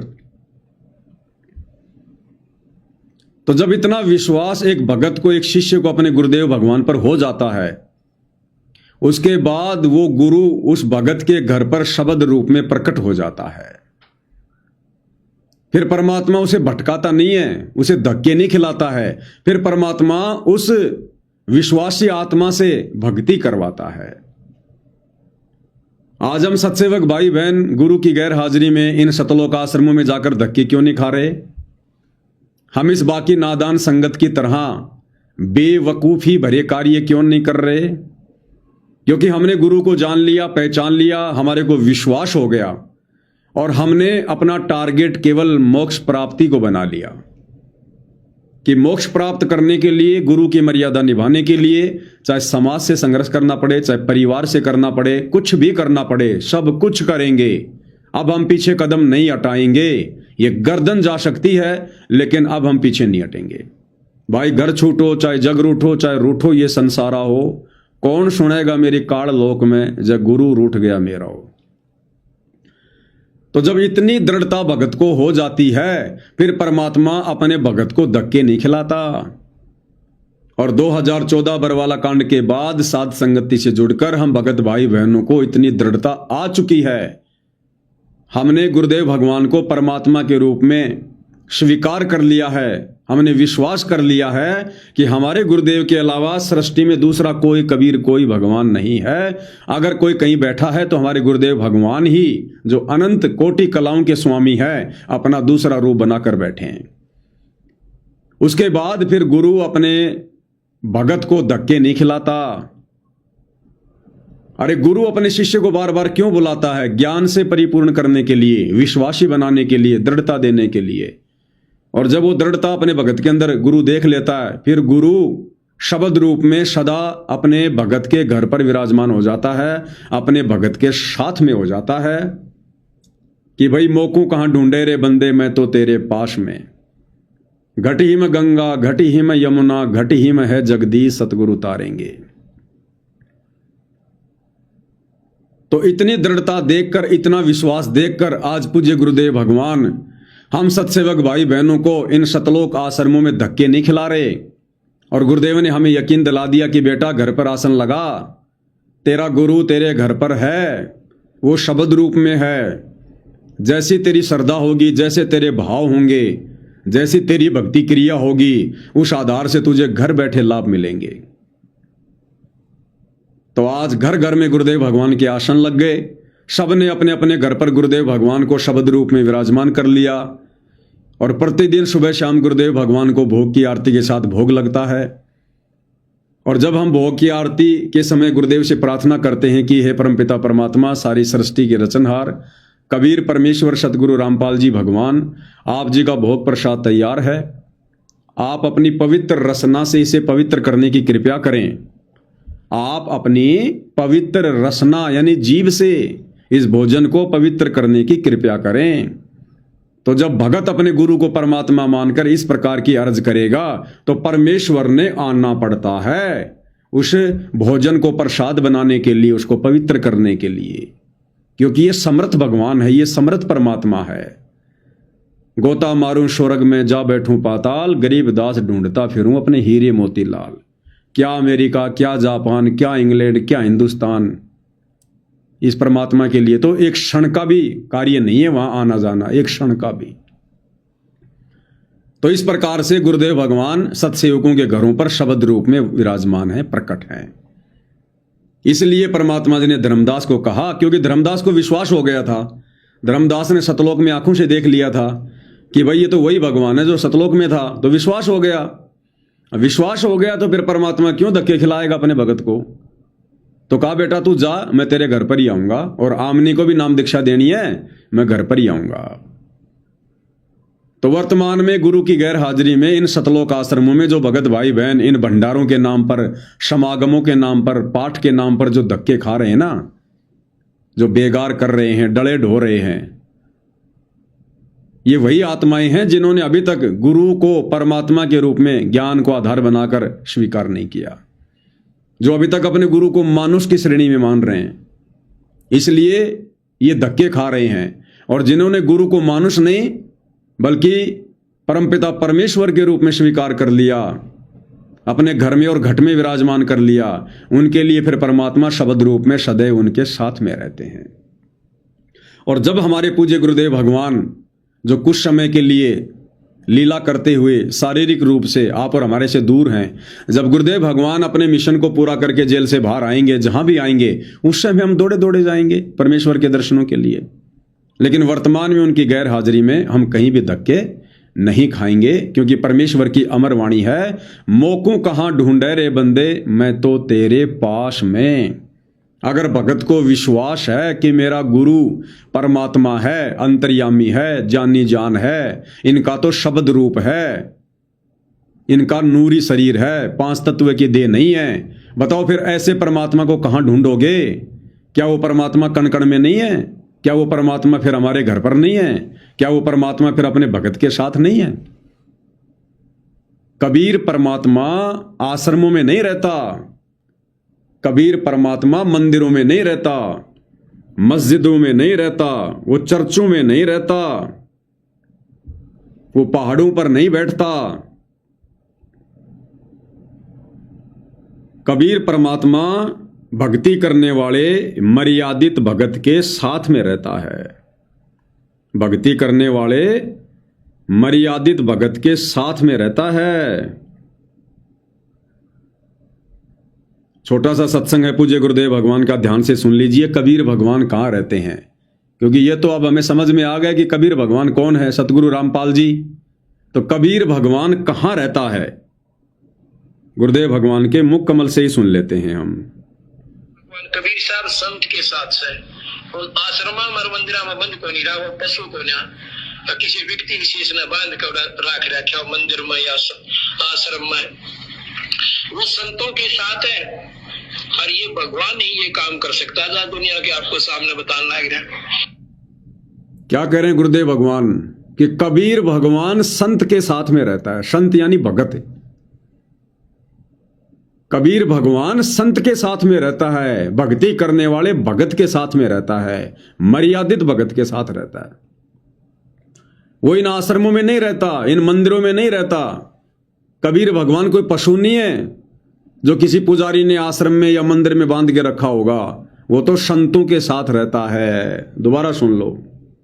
कबीर साहब संत के साथ है और आश्रमा मर मंदिरा में बंद को नहीं रहा, वो पशु को ना किसी व्यक्ति विशेष ने बांध कर राख रखा मंदिर में या आश्रम में, वो संतों के साथ है। और ये भगवान ही ये काम कर सकता था, दुनिया के आपको सामने बताने लग रहा। अब बताओ भाई और बहनों, जब गुरुदेव भगवान संत के साथ में हैं, भगत के साथ में हैं, उस भगत के साथ जो मर्यादित है, फिर हमने आज गुरु की गैर हाजिरी में इन सतलोक आश्रमों में धक्के खाने की क्या जरूरत है? क्यों ज्योति पाठ दान धर्म के नाम पर मूर्ख बनने की जरूरत है? जब गुरु के अलावा, सुपात्र के अलावा किसी को दान देने का विधान ही नहीं है, तो इन आश्रमों में जाकर अपने जैसे 2 कोटि के जीवों को, इनको पात्रों को, गुरु के परिवार को, कोऑर्डिनेटरों को दान धर्म देकर परमात्मा का विधान क्यों तोड़े? हमने अपने गुरु के वचन पर विश्वास करना पड़ेगा। और गुरु जी ने अभी भी क्या कहा कि कबीर भगवान संत के साथ में रहता है, भगत के साथ में रहता है। वो पशु को न्या जो आश्रमों में किसी ने उनको बांध के रखा होगा। इसलिए हम सत्सेवक भाई बहन इन आश्रमों में धक्के नहीं खाते हम। तो इतना विश्वास भगत ने अपने गुरु पर होना चाहिए, तब इस कलयुग की पिछली पीढ़ी में आप और हमारा पूर्ण मोक्ष संभव है। इस सारी मान्यता वो बात ही नहीं रही। अब परमात्मा बोले धर्मदास आप अपने घर जाओ और बच्चा मैं वही आऊंगा तुम्हारे पास। धर्मदास बोला जी आइयो, मेरा बेटा ने भी समझाइयो। और आमनी ने भी सतनाम दिया, बेटा भाई मैं आऊंगा पक्का। धर्मदास चले गए, परमात्मा वहां आमनी को नाम दिया। और धर्मदास जी बोले जी मेरा एक पुत्र है नारायण दास, उसको भी समझाओ। धर्मदास जी ने नारायण दास बुलाया, क्या जा भाई, गुरु जी आई, भगवान आ रही है। बैठ गया, परमात्मा ने जो ज्ञान सुनाया वो उसका चल पड़ा। फिर बुलाए तो भी नहीं आया। अगली बार भगवान ने खूब कह दिया, बुला जा भाई, तेरे बेटे का नाम दे दूंगा। धर्मदास गया, बेटा आ जा, नारायण दास कल्याण हो जाएगा। काल के जाल में फंस गई। वो कहता पिताजी आपकी मति मारेगी, इस जो लाए ना आपको बुद्धि भ्रष्ट कर दिया। देवताओं को छोटा बताता है, ये देवताओं की निंदा करता है, मैं न इसके दर्शन भी करूं। धर्मदास ने खूब कह दिया पर लड़का मानना नहीं। धर्मदास जी रोने लग गया, महाराज के चरणों माथ, दाता एक का पुत्र मेरा परिकाल के मुंह में जाएगा, दया करो दाता, इसको शरण में ले लो दाता। हे भगवान मैं बहुत दुखी हूँ। परमात्मा बोले बेटा मैं समझाऊं, तू समझावे और इसकी माँ समझावे कि तुम्हारे से ज्यादा इसका दर्द कौन हो सकता है। जब ये आपकी नहीं मानता तो भाई इसको छोड़ दो। ये महाराज ने के छेड़ा जाता है, ये महाराज समझाओ इसने। परमात्मा बोले भाई यो काल का दूत भेज रखा तेरे घर पर, तेरा कभी तो करके तो बंद रखा तू, यह बात मान ले मेरी। अब काल का दूत का धर्मदास का दुख हुआ इस बात का। एक लोग के पुत्र ने बोल की काल का दूत क्यों बता रहे हैं। परमात्मा बोले कि तेरा बेटा कहाँ पर है, उसको एक बार ले आया। धर्मदास बोले बेटा था तो कुछ ना सुनिए, बैठ जाओ बस। वो आ गया तो परमात्मा ने उसकी तरफ ऐसे आशीर्वाद वाला हाथ किया और धर्मदास से बोला देख ये है तेरी बॉडी के अंदर, इस शरीर के अंदर यू काल बैठा, उसका शकल देखी उसने छोड़ेगी अंदर से, वो वास्तविकता थी काल के दूत की। उत्सा माता लंबे दूत विकराल शरीर, परमात्मा बोले यू बैठा इसके अंदर, यू काल का दूत है, ये कभी भी नाम नहीं लेगा ना तेरे साथ चलेगा। जब धर्मदास बोला नारायण दास जा बेटा जा जा कर लेगा चलना बढ़ गया। भगवान मेरा तो बीज नष्ट हो गया, हे भगवान मेरा तो वंश ऊपर चलेगा, वो पता ही काल पैदा कर हो गया मेरा तो। जब कबीर परमात्मा काशी से चलकर धर्मदास जी के पास बांधवगढ़ में आए, सत्संग करने लगे, और भी नगर के लोग आ गए धर्मदास जी की प्रार्थना पर। धर्मदास जी ने परमात्मा यानी अपने सतगुरु से प्रार्थना की कि हे सतगुरु, मेरा एक पुत्र है नारायण दास, उसको भी अपनी शरण में ले लो। परमात्मा ने कहा कि भाई धर्मदास, तेरा जो बेटा है ना, ये काल के द्वारा भेजा गया उसका दूत है तेरी भक्ति बर्बाद करवाने के लिए। लेकिन धर्मदास जी को यकीन नहीं हुआ। अंत में परमात्मा ने कहा कि जा बे ले आ अपने बेटे को। बैला फुसलाकर धर्मदास नारायण दास को ले आया कि बेटा तू बैठ जाना वहां बस। और जब नारायण दास आया तो कबीर परमेश्वर जी ने आशीर्वाद देकर धर्मदास जी की दिव्य दृष्टि खोलकर और उस नारायण दास के अंदर काल के द्वारा भेजे गए दूत के दर्शन करवाए, मृत्यु अंधा नाम के दूत के दर्शन करवाए।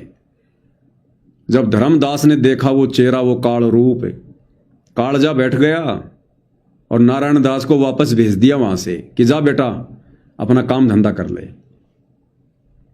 उसके बाद धर्मदास सिर पकड़कर बैठ गया कि हे भगवान, मेरा तो बीज नाश हो गया, हे भगवान मेरा तो कुल नाश हो गया, मेरे तो एक ही बेटा और ये काल का दूत, मेरा तो बीज नाश हो गया, मेरा तो वंश नाश हो गया, मेरा वंश कैसे चलेगा। अब मालिक अंतर्यामी थे, जानी जान थे भाई और बहनों। अब परमात्मा जी ने क्या बताया धर्मदास जी को वंश के बारे में, ये आज हम कलयुग की बिचली पीढ़ी वाले भक्तों के लिए शिक्षा है। ये कबीर सागर धर्मदास की कथा, ये आप और हमारे लिए सारा प्रयत्न किया जा रहा है गुरुदेव भगवान के द्वारा कि हम दृढ़ हो जाएं, हम कोई भी ऐसी गलती ना करें, हमारे अंदर कोई भी ऐसी कमजोरी ना रहे जो कमजोरी धर्मदास जी के अंदर थी। इन कथाओं के माध्यम से हमने दृढ़ होना है, हमने शिक्षा लेनी है। इस परिवार मोह में, इस पुत्र मोह में कहीं हम अपनी भक्ति बर्बाद ना कर दें, इस वंश के चक्कर में, इस खानदान के चक्कर में। तो क्या कहा परमपिता परमेश्वर जी ने धर्मदास से, सुनिएगा। तो परमात्मा बोले वंश ने क्या चापेगा, तो पीछा छुपवा ले यहाँ से बेटा, क्या करेगा इस वंश का। ये तो काल खाई खुराक का पहन पोशाक का यम का करना पड़ता है, लेकिन हमारे तो रंग चल रहा है।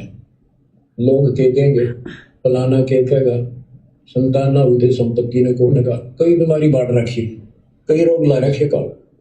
क्या करें गुरुदेव भगवान, धर्मदास जी से कहा कि इस वंश को क्या तू चाटेगा, क्या करेगा इस वंश को। अरे तू तो मर जाएगा कल को, अब तेरे मरने के बाद तेरा वंश चले ना चले, नालायक तेरे को क्या फायदा इससे। तू तो चला गया यहां से, अगर मोक्ष नहीं हुआ तो दूसरी योनि में जाएगा, तो वहां जाकर अपना वंश चलाएगा, पीछे वाले वंश की तेरे को याद भी नहीं रहेगी और ना वो तेरे को याद करेंगे।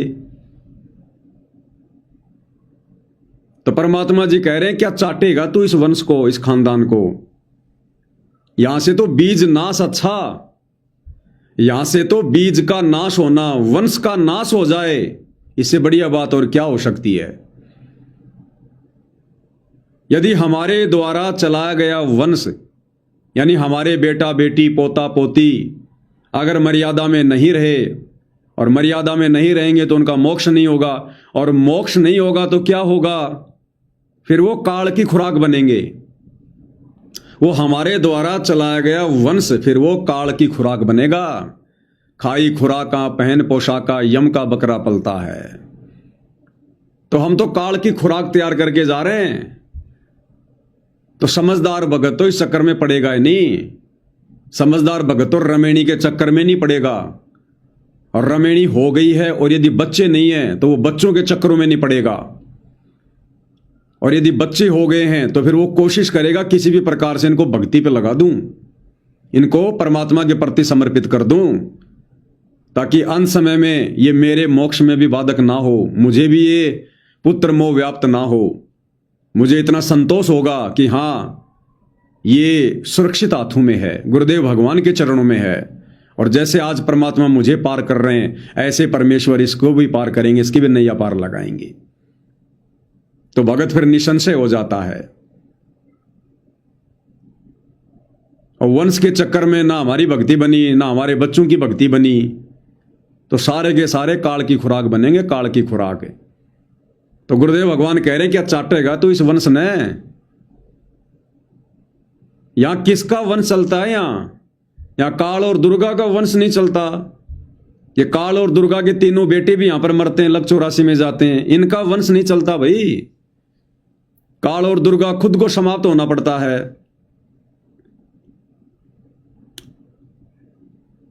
तो इतना विचार भाई और बहनों आज आप और हमने भी करना पड़ेगा। परमात्मा कहते हैं यहां कौन बसावे खेड़ा, ये आवन जान बखेड़ा। खेड़ा यानी ये परिवार नगर कौन बसावे, क्यों बसाएं? ये तो आना जाना बखेड़ा है, लफड़ा है। ये ना जाने हमारे द्वारा चलाए गए कितने वंश आज राजधानी एक्सप्रेस की तरह चल रहे होंगे। अब विचार कर लो भाई और बहनों, हम कब से हैं यहां पर? हम कब से आए? सतलोक से आए हुए कितना समय हो गया, गिनती नहीं है।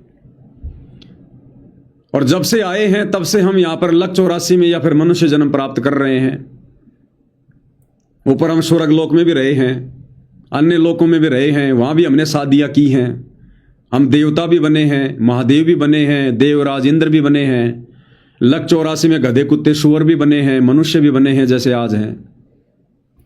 अब सोचो भाई और बहनों, आप और हमारे द्वारा चलाए गए कितने वंश चल रहे हैं। मान लीजिए मैं पवन दास और मेरे को परमात्मा जी ने सीधा मिनी सतलोक से भेजा है, या मान लो किसी और लोक से भेजा है, क्योंकि मिनी सतलोक में तो संतान उत्पत्ति वगैरह नहीं है, वहां तो परमात्मा आत्माओं को बीज रूप में रखते हैं। मान लीजिए मुझ पवन दास को परमात्मा जी ने स्वर्ग से नीचे भेजा है। अब स्वर्ग में मैं क्या था? कोई राजा हूंगा, छोटा मोटा कोई देव हूंगा, और वहां पर मेरी पत्नी भी होगी, मेरे बच्चे भी हुए होंगे।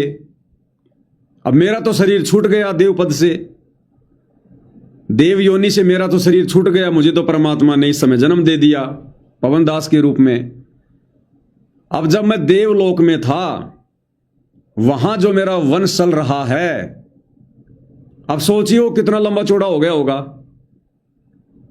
बेटे के बेटे, बेटे के बेटे, बेटे के बेटे, अब वहां तो मेरा वंश चल रहा है, और मैं यहां पर धरती पर आकर दूसरा वंश शुरू कर दिया। और कल को पार नहीं हुआ तो कल को फिर मैं गधे की योनि में जाके फिर तीसरा वंश शुरू कर दूंगा। तो आप और हमने ना जाने कितने वंश चला रखे हैं, गिनती नहीं है, इतनी ब्रांचें खोल रखी हैं। लक 84 योनियों में हमारे वंश चल रहे हैं। हम गधे थे, वहां भी अपना वंश चला के आए हैं। उस गधे के शरीर में उन बच्चों से इतना ही प्यार था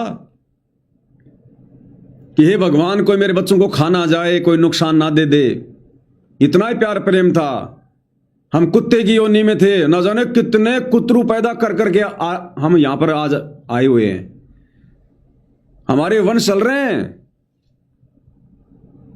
क्या पता हमारे वंशज आज हमारे सामने गलियों में एक रोटी के टुकड़े के लिए कांव कांव करते घूम रहे हैं, भौं भौं करते घूम रहे हैं।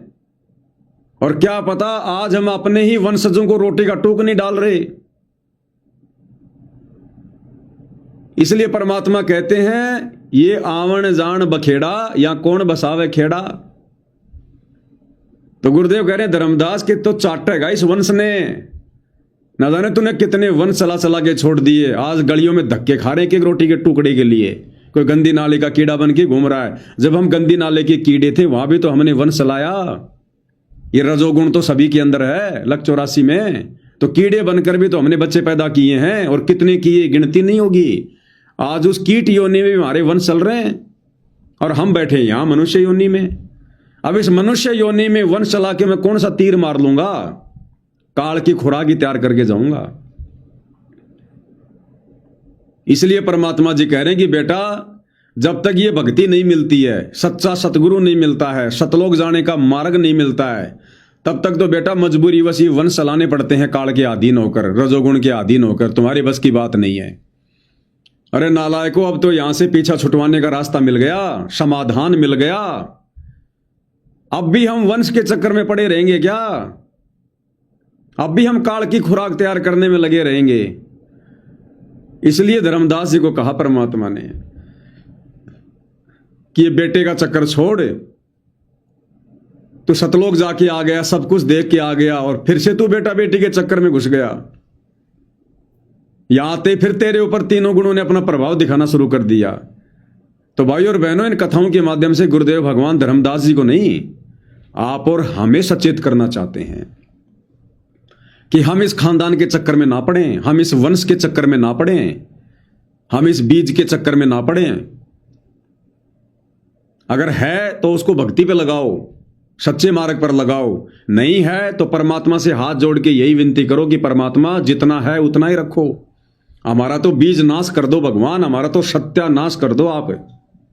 पूरे खानदान का जितने भी हैं इन सब का सत्यानाश कर दो परमात्मा। अंतिम मनुष्य जन्म कर दो। ना रहेगा बांस, ना बजेगी बांसुरी। धर्मदास की तरह आगे की पीढ़ियों की चिंता ही नहीं सताएगी कभी शौपन में भी। सतलोक के शौपन आएंगे, सतलोक की चिंता बनेगी फिर। तो ये है भाई और बहनों ज्ञान आधार। अगर ये मार्ग समझ में आ जाता है, सतगुरु का मिशन समझ में आ जाता है, और यदि इस बात का पता चल जाए कि मैंने क्या करना है, इस मनुष्य जन्म को प्राप्त करके और लोगों की तरह अज्ञानता में बर्बाद करना है, इसी दुनियादारी के चक्कर में पड़े रहना है, या फिर हमने सतलोक प्राप्त करना है, तो फिर इतनी दृढ़ता भगत को चाहिए। तब जाकर परमात्मा अपना आशीर्वाद रखेगा फिर। तो क्या कहा भगवान ने? तो परमात्मा बोले वंश में क्या चाटेगा, तो पीछा छुटवा ले ऐसे बेटा, ठीक रहेगा इस वंश का। ये तो काल खाई खुराक का पहल पोषाक का यम का करना पड़ता है। लेकिन हमारे तो रंग से रहा है, लोग के कहेंगे, फलाना के कहेगा, संतान ना हुई संपत्ति ने को का, कई बीमारी बांट रखी, कई रोग ला रखे का। अब जैसे मेरे घर की बात कर लो, क्योंकि मैं तो भाई और बहनों हमेशा मेरी बता सकता हूं, दूसरे की नहीं। अब मैं पवन दास, 2 लड़के दिए परमात्मा ने, 2 भाई के बच्चे, एक लड़की एक लड़का, दोनों भक्ति कर रहे हैं साथ में। माँ है, एक मेरी पूर्व धर्मपत्नी जो वर्तमान में बहन के रूप में है। अब 2 लड़के हैं, बड़ा लड़का है उसकी रमेणी हो गई है, सारे के सारे भगत हैं टोटल परिवार में। अब बड़े लड़के की रमेणी हो गई है। अब भाई और बहनों, मुझ पवन दास की कतई इच्छा नहीं है, ये दास फॉर्मेलिटी नहीं करता है। इस लाइव में अपने गुरुदेव भगवान के चरणों की सौगंध खा के कहता हूं, अगर झूठ बोलूं तो मेरा सत्यानाश हो।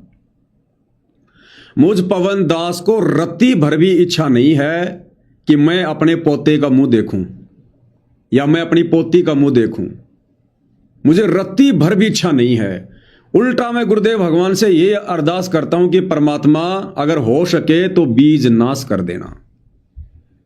मुझे नहीं पता कि जो मेरा लड़का है उसके अंदर क्या भावना है, घर में जो बेटी आई है उसकी क्या इच्छा है, मुझे नहीं पता। ये उनकी इच्छा के ऊपर है। वो संतान उत्पत्ति करना चाहते हैं, नहीं करना चाहते हैं, ये उनका डिसीजन है। मुझ पवन दास की तरफ से कोई इंटरफेयर नहीं है। हो गया तो मुझे कोई दिक्कत नहीं, ना हुआ तो मुझे कोई दिक्कत नहीं, लेकिन ना हो तो बेटर है। भला इसमें है कि ना हो। परमात्मा बीज नाश कर दे। छोटे वाला लड़का है, 18 साल के आसपास का हो गया। अब एक दिन उसको भी बैठा के प्यार प्रेम से बात कर लेंगे, पूछ लेंगे कि भाई तेरी क्या इच्छा है। पूछना जरूरी है, हम किसी पे दबाव या प्रेशर नहीं रख सकते। उसको भी पूछ लेंगे, भैया आपकी क्या इच्छा बताओ रमेणी को लेकर। तेरी इच्छा है तो भैया देख, करनी पड़ेगी वो तो, लेकिन करूंगा सतगुरु रामपाल जी के हिसार जेल से बाहर आने के बाद। इससे पहले तो सोचना भी मत, अपनी तरफ से कोई प्रयास भी मत करना, ध्यान रखना, नहीं तो मर्यादा टूटेगी। और यदि नहीं करना चाहता है, अपनी आत्मा का कल्याण करवाना चाहता है, इस बखेड़े से दूर रहना चाहता है, तो भाई तुम्हारी जैसी आत्मा तो फिर कोई बिरला ही होगी। फिर ऐसी तो कोई बिरला आत्मा होंगी जो इस बखेड़े से दूर रहना चाहेंगी। उन पर तो सतगुरु की विशेष रजा, विशेष मेहर होती है फिर उन आत्माओं पर। तो दास की तो हार्दिक इच्छा है भाई और बहनों कि इस खानदान का नाश हो जाए, बस इसके बाद हमारा वंश आगे ना चले, हमारा बीज नाश हो जाए। हमारी तो हार्दिक इच्छा यही है। बाकी भाई जिसके जैसे संस्कार, यहां कोई दबाव नहीं है, कोई प्रेशर नहीं है, और बाकी परमात्मा ने जो मंजूर होगा फिर वो होगा। तो इतनी दृढ़ता भाई और बहनों, नहीं तो शादी होते तो माँ बाप को ये हो जाता कि पोता कब होगा, पोती कब होगी, वंश कब चलेगा। अगर 2-4 साल अगर बच्चे नहीं हुए तो माता पिता को टेंशन हो जाती है, क्या हो गया क्या हो गया। डॉक्टरों के चक्कर कटवाने लग जाएंगे, दवाई दिलवाने लग जाएंगे, शाणे बावड़े सबके चक्कर कटवाने लग जाएंगे कि बहू के बेटा क्यों नहीं हो रहा, बहू के संतान क्यों नहीं हो रही।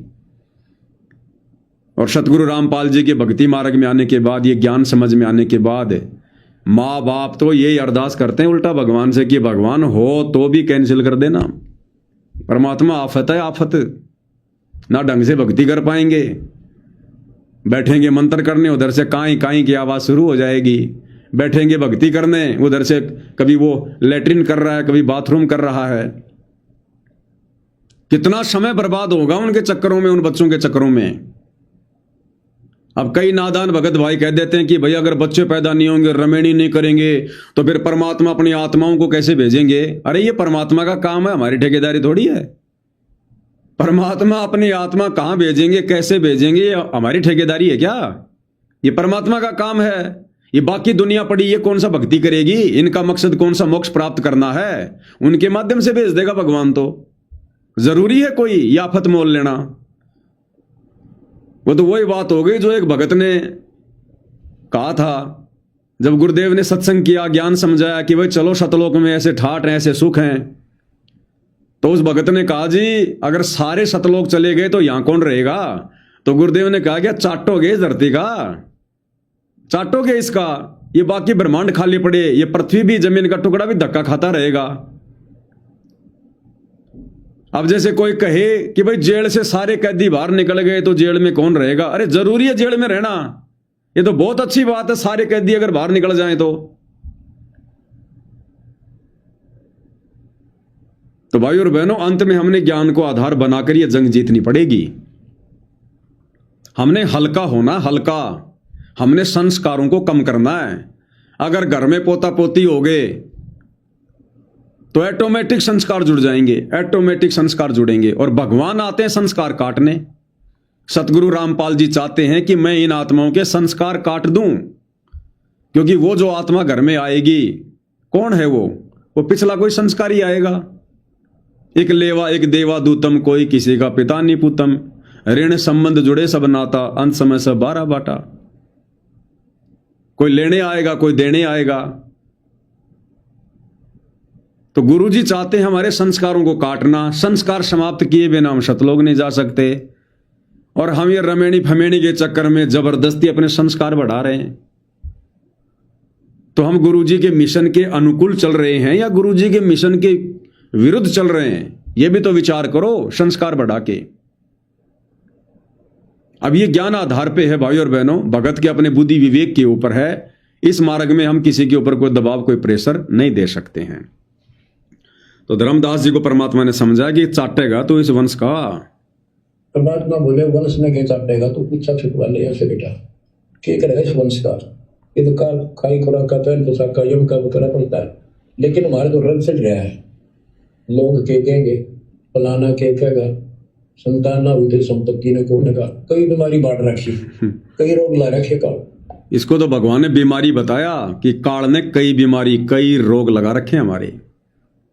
दूसरे लोग कहेंगे पड़ोसी रिश्तेदार, हे पोता क्यों नहीं हुआ, अरे तू दे दे, तेरा वाला दे दे ना, तेरा वाला दे दे अगर तेरे को इतनी चिंता हो रही है तो।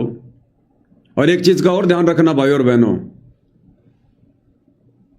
बहुत सारे भाई बहन ऐसे हैं जिन पे परमात्मा ने असीम रजा की हुई है, या तो जिनकी रमेणी नहीं हुई, या जिनके अंदर परमात्मा ने प्रेरणा कर रखी कि हमने रमेणी नहीं करनी, अपनी आत्मा का कल्याण करवाना है। वो तो परमात्मा की विशेष वीवीआईपी आत्मा है। अगर वो खुद ही अपने कर्म फोड़ें तो बात अलग है। दूसरा, जिनकी रमेणी हो गई लेकिन बच्चे नहीं हैं, काफी समय हो गया जिनके बच्चे नहीं है, नहीं हो रहे। हालांकि भगत ने अपनी तरफ से प्रयत्न नहीं करना चाहिए, ना डॉक्टर के पास, ना कोई जादू जंतर, कुछ नहीं, क्योंकि हमें तो पता चल गया ना, हमारे कोई संस्कार ऐसे शेष नहीं हैं, या फिर गुरुदेव भगवान ने हमारे संस्कार काट दिए हैं जिस कारण से हमारे घर में संतान उत्पन्न नहीं हो रही है। तो ये हमारे हित में है, हमारे भले में है। परमात्मा नहीं चाहते हमारे संस्कार बढ़े। अब बहुत सारे भाई बहन नादानी में क्या करते हैं, जब उनके बच्चे नहीं होते हैं तो वो सोचते हैं कि मैं मेरी बहन की बेटी ले लूं, मैं मेरी बहन का बेटा गोद ले लूं, मेरे भाई का बेटा गोद ले लूं, मेरी जमीन को कौन संभालेगा, मेरे मकान का वारिस कौन बनेगा। अगर आप सतगुरु रामपाल जी के भगत हैं और यदि आपने ये गलती कर दी, किसी रिश्तेदार का, भाई का, बहन का, यदि आपने किसी का भी बेटा अडॉप्ट कर लिया, गोद ले लिया, ये आपकी सबसे बड़ी मूर्खता होगी, सबसे बड़ी मूर्खता। समझो आपने जबरदस्ती काल के जाल में अपना पैर फंसा लिया बच्चा गोद लेके, ये सोचकर कि भाई एक बच्चा तो चाहिए, मैं पाल लूंगा। तू तो 1000 पाल लेगा, तू तो 1000 पाल लेगा, लेकिन सतगुरु रामपाल जी परमेश्वर जी का मार्ग इस बात की इजाजत नहीं देता। अगर परमात्मा ने बच्चे देने होते तो क्या तेरे को नहीं दे देता? उसके घर में बच्चों की कमी है क्या?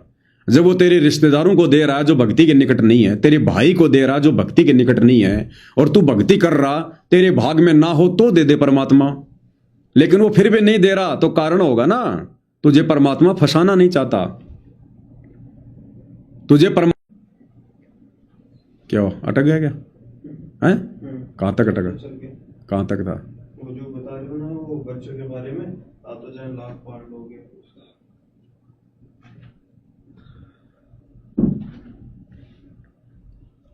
तो भाई और बहनों, बीच में थोड़ा सा नेट डिस्कनेक्ट हो गया था। तो कहने का मतलब है आप तो लाख बच्चे पाल लोगे, लाख है, लेकिन सतगुरु रामपाल जी परमेश्वर जी की मर्यादाओं के खिलाफ हो जाएगा यदि गुरुदेव ने आपको संतान नहीं दी है और यदि आपने जबरदस्ती किसी का बच्चा गोद ले लिया तो। और यदि आपने किसी का बच्चा गोद ले रखा है, आपको नहीं पता था इस बात का, और यदि वो बेटा या बेटी भक्ति पर लग गया है तो अच्छी बात है। और उसके लिए भी गुरुदेव भगवान के इसार जेल से बाहर आने के बाद एक बार उनसे प्रार्थना जरूर कर लेना कि परमेश्वर दास ने ये गलती कर दी, ये परमात्मा इसे अपने पास रखूं या फिर वापस लौटा दूं। और आपने किसी का बेटा बेटी गोद ले लिया और वो भक्ति नहीं करना चाहता है, भक्ति पर नहीं लगना चाहता है, आनाकानी करता है, उसे वापस कर दो, वापस कर दो उसे। जब ये संपत्ति हमारी नहीं है तो हम भला किसको इसका वारिस समझेंगे? हम जबरदस्ती किसको वारिस बना देंगे? हम ठेकेदार हैं संपत्ति के। तो ये गलती भाई बहन बिल्कुल भी ना करें, ध्यान रखना। गुरुदेव भगवान हमारे संस्कार काटना चाहते हैं, बढ़ाना नहीं चाहते। यदि हम ऐसी गलती करके जबरदस्ती संस्कारों को बढ़ाएंगे तो ये हमारी सबसे बड़ी गलती होगी, सबसे बड़ी मूर्खता होगी। ये तो बहुत बड़ी रजा, बहुत बड़ी मेहर है सतगुरु रामपाल जी की, जो आपके संतान नहीं है। आप पूर्व जन्म जन्मांतरों की अच्छी आत्मा हैं, जो आपने किसी का खाया नहीं या आपका किसी ने नहीं खाया, जिस कारण से आपका किसी के साथ कोई लेन देन नहीं है, आप किसी के कर्जदार नहीं है, आपका कोई कर्जदार नहीं है। इस प्रकार की आत्माओं को सतगुरु रामपाल जी ने बहुत ही अच्छी आत्मा बताया है, जिनके घर में संतान नहीं है। अगर वे आत्माएं आजीवन मर्यादा में रहकर, गुरु वचन पर रहकर, भक्ति पर लगी रही, उनका तो सीधा सतलोक में वास है, सतलोक में। तो ऐसी गलती भाई और बहनों, किसी का बच्चा गोद लेने की, सतगुरु रामपाल जी की भक्ति मार्ग से जुड़ने के बाद में शौपन में भी गलती मत करना, शौपन में भी। फिर आगे क्या बताया गुरुदेव भगवान ने? परमात्मा बोले ठीक है, तेरे को मैं अपना बच्चा, अपना हंस भेजूंगा, और आज से 1 साल के बाद तेरे घर में पुत्र उत्पन्न होगा, उसका नाम चूड़ामणि रखना। उस समय बताते धर्मदास की उम्र 80 साल की हो चुकी थी और आमनी देवी की उम्र दौलिए थे। ये धर्मदास से आप विश्वास हो, ये मालिक थे परमात्मा, इस उम्र में कौन कैसे बच्चे होंगे हमारे, हम तो कभी व्यर्थ हो चुके हैं। तब दाता ने कहा, देख उधर देख, तेरे आंगन में एक छोटा सा बच्चा ऊपर से आया, आंगन में हाथ पैर मारे नो, एक पत्ते के ऊपर लेट के आकर साथा आया पत्ता से, ये तेरे घर में 1 साल के बाद आएगा, ये तेरे बहुत दान होगा। कुछ विश्वास कुछ अविश्वास, परमात्मा की दया हुई, आमनी को गर्भ रहा, 9वें महीने 10वें दिन बच्चा हो गया, नाम चूड़ामणि रखना। पर तू कुल की चिंता करता था, तेरा 42 पीढ़ी तक तेरा वंश चलेगा, चिंता ना। जब उसका दिल डटा, बच्चों गजब की बात है, तो मैं धीरे धीरे इसको पूरी सुन लूंगी कथा को, आपके बहुत से अंधेरे हट जाएंगे। क्या कह रहे हैं गुरुदेव भगवान कि बच्चों, ये अजब गजब की बातें हैं, इनको सुनते रहो, धीरे धीरे तुम्हारे सारे अंधेरे हट जाएंगे। जब धर्मदास जी परमात्मा जी से इस प्रकार की विनती करने लगा कि परमात्मा मेरा तो बीज नाश हो गया, मेरा तो वंश नाश हो गया, एक का बेटा था वो काल का दूध साबित हो गया, चिंतित हो गया, तो परमात्मा ने धर्मदास जी की चिंता को देखते हुए और धर्मदास जी की आंखों के सामने एक आत्मा को उसके आंगन में एक पत्ते के ऊपर लेटा हुआ दिखाया कि धर्मदास, आज से 10वें महीने ये आत्मा आमीनी के गर्भ में आएगी और इसका नाम चूड़ामणि रखना। और तू तो एक वंश को रो रहा था, तेरी 42 पीढ़ी तक का तेरे को आशीर्वाद दे दिया, 42 पीढ़ी तक तेरा वंश चलेगा। अब विचार करना भाई और बहनों, देखो काल हमें किस प्रकार से मोह पास में फांसता है, हकीकत का पता होने के बावजूद भी। ये विष्णु जी का शतोगुण किस प्रकार से आप और हमें बांध के रखता है बेटा बेटी के चक्कर में। धर्मदास की उम्र उस समय 80 वर्ष की थी और 50 साल के बाद लगभग माता बहनों को जो पीरियड्स वगैरह होते हैं वो आने बंद हो जाती हैं, यानी बच्चा दानी का मुंह बिल्कुल बंद हो जाता है। 80 साल की उम्र दोनों की, संतान की कोई उम्मीद ही नहीं, कोई सोच भी नहीं सकता, बुढ़ापा। लेकिन समर्थ का वचन उसको कौन टाल दे। तो परमात्मा ने कहा कि 10वें महीने आमीनी के गर्भ से ये आत्मा आएगी, जो आत्मा मैं तेरे को पहले दिखा रहा हूं, ये बच्चा आएगा, इसका नाम चूड़ामणि रख देना। अब धर्मदास को कुछ तो विश्वास, कुछ अविश्वास। और 10वें महीने जो आमीनी थी धर्मदास की धर्मपत्नी, मतलब जब परमात्मा ने आशीर्वाद दिया तो उसको गर्भ ठहर गया और 10वें महीने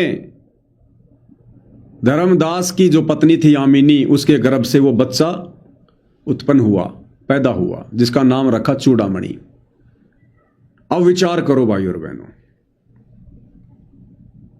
जो बच्चा उस घर में पैदा हुआ, ना तो वो आमीनी देवी का और ना वो बच्चा धर्मदास का, क्योंकि उन दोनों के तो बच्चा उत्पन्न करने की अब बिल्कुल भी हैसियत नहीं थी। उस उम्र में बच्चे पैदा नहीं हो सकते थे बिल्कुल भी, लाख कोशिशों के बावजूद भी। तो ना तो वो बच्चा आमीनी देवी का और ना वो बच्चा धर्मदास के बिंद से पैदा हुआ, वो तो परमात्मा के वचन से पैदा हुआ और परमात्मा ने अपनी आत्मा को भेजा। लेकिन उस परिवार में आने के कारण उन दोनों का उस बेटे में और जबरदस्त मोह हो गया।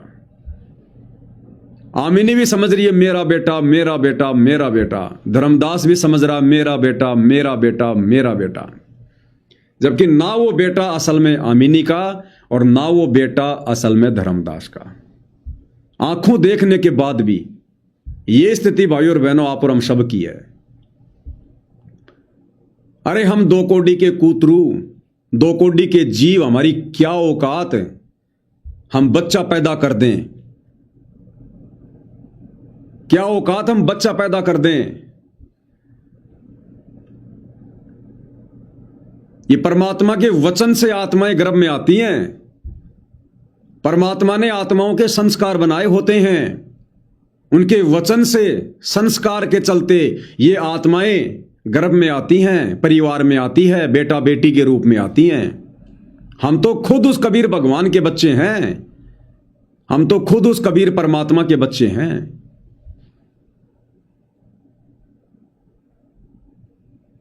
और माता पिता के सहयोग से शारीरिक संबंध बनाने के चलते पानी की 2 बूंद से, रज और बीरज से संतान उत्पन्न नहीं होती।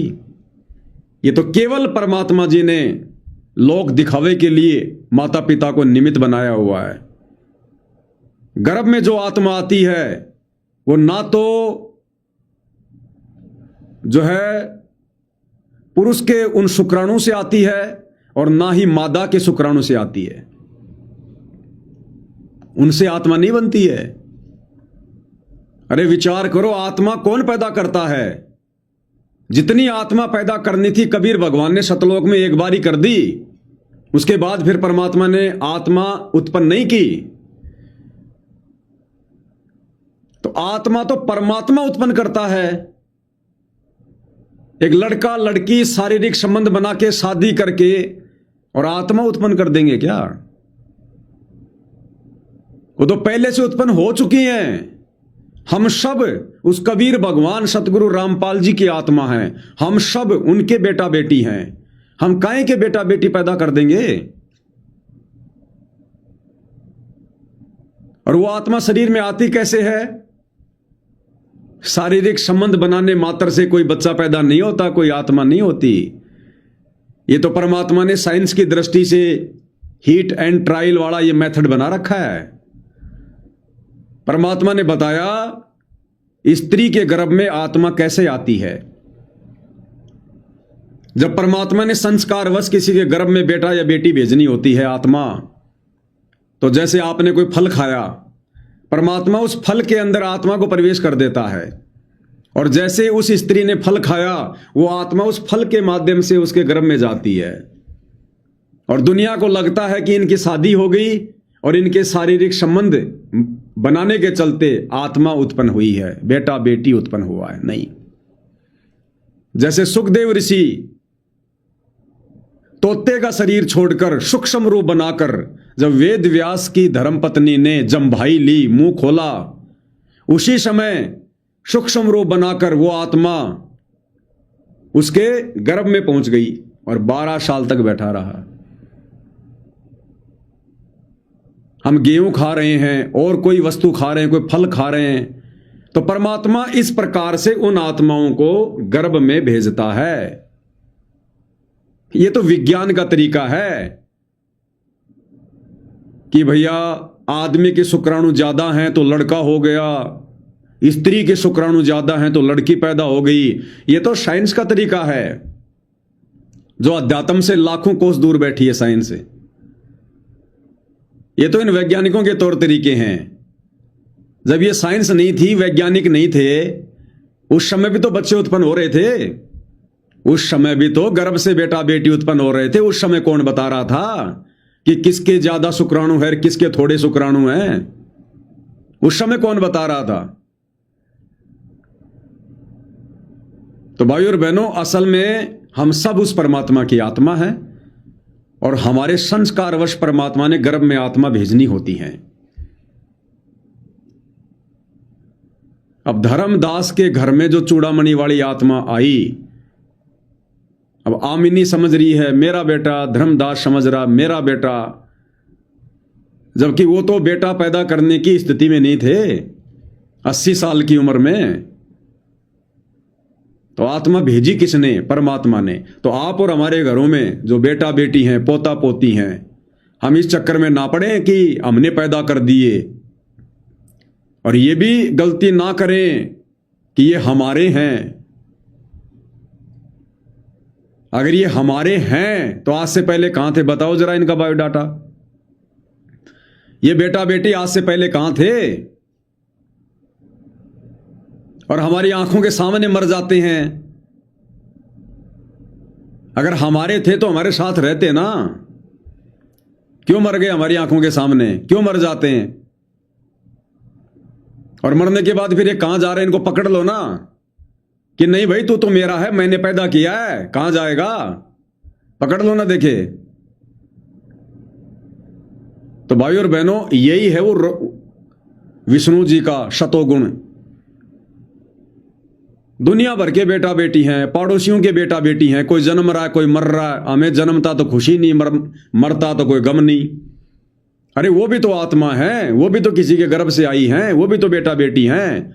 लेकिन काल ने तो हमें अपनों के बीच में बांध के रखना है। ये है वो मोह पाश। और ये केवल बात करने से नहीं छूटता भाई और बहनों, ये सतगुरु की मर्यादित भक्ति से और ज्यादा से ज्यादा सत्संग सुनने से। क्योंकि सत्संग सुनने से हमें ज्ञान होगा, हकीकत का पता चलेगा, हम धरातल पर पैर रख के जीना सीखेंगे। और सतगुरु की भक्ति से फिर हमारे अंदर दृढ़ता आएगी, विश्वास बढ़ेगा, हिम्मत मिलेगी हमारे को, तब जाकर यह बात बनेगी। तो यदि परमात्मा किन्हीं आत्माओं के घर पर संतान नहीं भेज रहा है तो वो परम सौभाग्यशाली आत्मा है। उनका तो निश्चित तौर पर मोक्ष संभव है यदि आजीवन विश्वास के साथ मर्यादा में रहकर भक्ति पर लगी रही तो। और जबरदस्ती किसी का बच्चा गोद ले लिया, अडॉप्ट कर लिया, तो भाई और बहनों ध्यान रख लेना, बनी बनाई बात बिगड़ जाएगी, बनी बनाई बात। तो ये गलती हमने नहीं करनी धर्मदास की तरह कि मेरे वंश का क्या होगा, मेरा बीज नाश हो गया। सतगुरु से अर्ज करो कि भगवान बीज नाश ही कर दो हमारा। जो गलती धर्मदास ने कर दी हम नहीं करेंगे। अब आगे क्या कह रहे हैं परमात्मा? परमात्मा ने पूरा में निशाना हुआ, उसको दीक्षा दी। उसी को धर्मदास जी को भी गुरु पद दे दिया था, पर बोला तू किसी बन तक रख दिया, सारा सार नाम तक दे दिया उसको, और कसम खवा दी कि ये नाम किसी को नहीं बताएगा। जब धर्मदास निर्मुख देखे तो उसके लड़के को गुरु पद दे दिया चूड़ामणि। केवल 5 नाम, ये 7 में से 5 बीच के दिए, और बेटा इसी को तू आगे देता रहना, तेरे गुरु पद दे दिया। परमात्मा की कोशिश थी ये मंत्र करते रहेंगे, इनको मनुष्य मिलते रहेंगे, भगवान की आस्था बनी रहेगी, कुछ लाभ होते रहेंगे। और इस बिजली भी दिखलाना था उनको, लेकिन धर्मदास को बता दिया था कि काल मेरे नाम से 12 पंथ चलाएगा, कि सारे गलत साधना करवाएगा, और तेरे वंशज, तेरे परिवार वाले 6ठी पीढ़ी में जाके असली नाम भी छोड़ देंगे। एक टकसारी पंथ होगा, उसकी साधना शुरू कर देंगे, तो एक आने की नहीं होगी। तो एक सारे धर्मदास वाले दामा खेड़ा वाली गति में वो टकसारी वाले की साधना चल रही है, वो 5 नाम भी गए। फिर धर्मदास रोने लग गया, ये मालिक इनका उद्धार कैसे होगा? तो बोले मैंने कुल दिया तेरा 42 वंश तेरे, उद्धार उसका होगा जो मैं भेजूंगा एक संत भगत अपना दास, उससे तेरे पीढ़ी वाले नाम लेंगे या सारा संसार लेगा, सबकी मुक्ति हो जाएगी। बच्चों, परमात्मा की ऐसी मर्यादा है। आप ये सत्यनारायण कथा सुन रहे हो और सुनते रहो, मुश्किल से ये अमर कथा के लिए सुनने को। मालिक क्या कहा परमात्मा ने धर्मदास जी से? जब धर्मदास ने कहा कि परमात्मा मेरी पीढ़ियों का मोक्ष,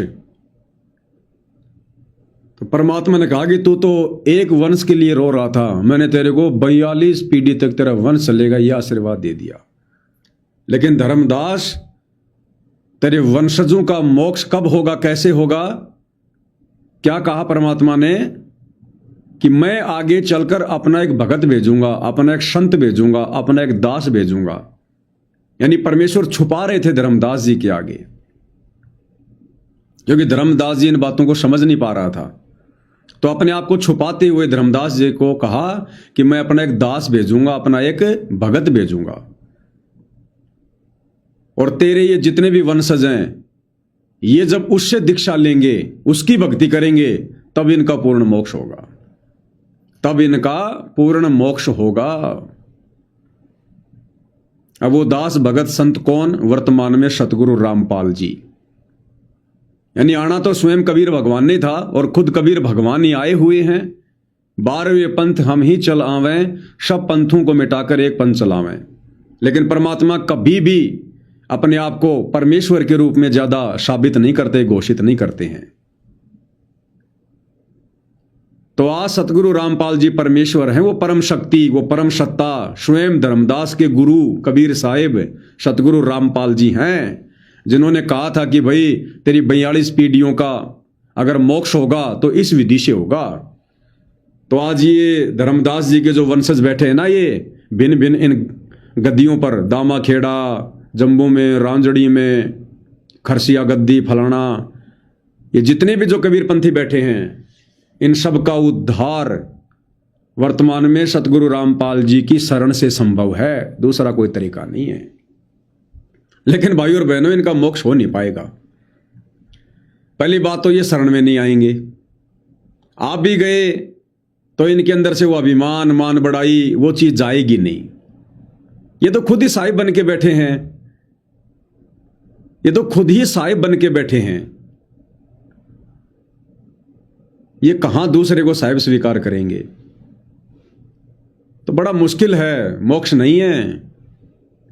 मोक्ष तो सतगुरु रामपाल जी के खुद के बेटा बेटी, भाई बंधु, रिश्तेदारों का नहीं है, जो उनके घर में पैदा है।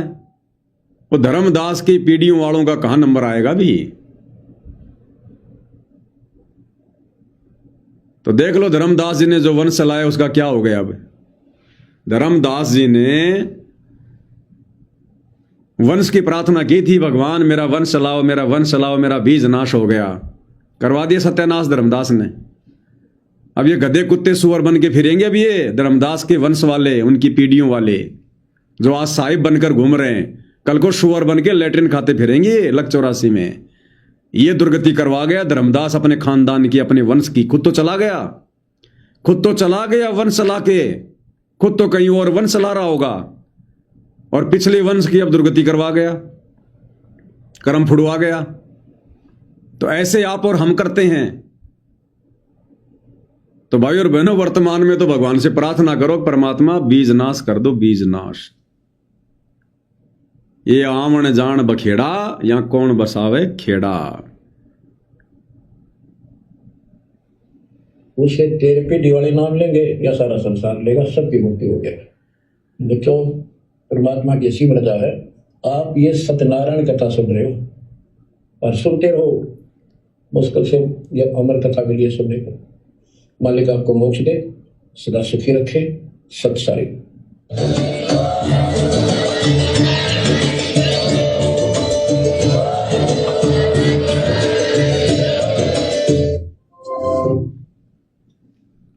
तो भाई और बहनों, आदरणीय धर्मदास जी की कथा के माध्यम से आप और हमें बहुत सी जानकारी मिल रही है। भक्ति मार्ग पर बने रहने के लिए, दृढ़ता के लिए, विश्वास के लिए धर्मदास जी के माध्यम से परमात्मा हमें यही समझाना चाहते हैं कि जो कमी धर्मदास ने दिखाई भक्ति मार्ग पर, वो कमी हम पिछली पीढ़ी वाले भक्तों ने नहीं दोहरानी है। हमने इन कथाओं से, इस इतिहास से शिक्षा लेनी है, नादानी नहीं करनी है जो धर्मदास जी ने की। तो धर्मदास जी की कथा सुनाने का यही मकसद है। तो धर्मदास जी की कथा अभी जारी है, 1-2 एपिसोड और होंगे। तो उनमें भी परमेश्वर हमें क्या कुछ शिक्षा देंगे वो हम आगे जानने का प्रयास करेंगे। अब हम वीडियो के लास्ट में पूज्य गुरुदेव भगवान की एक शब्द के साथ में महिमा करेंगे।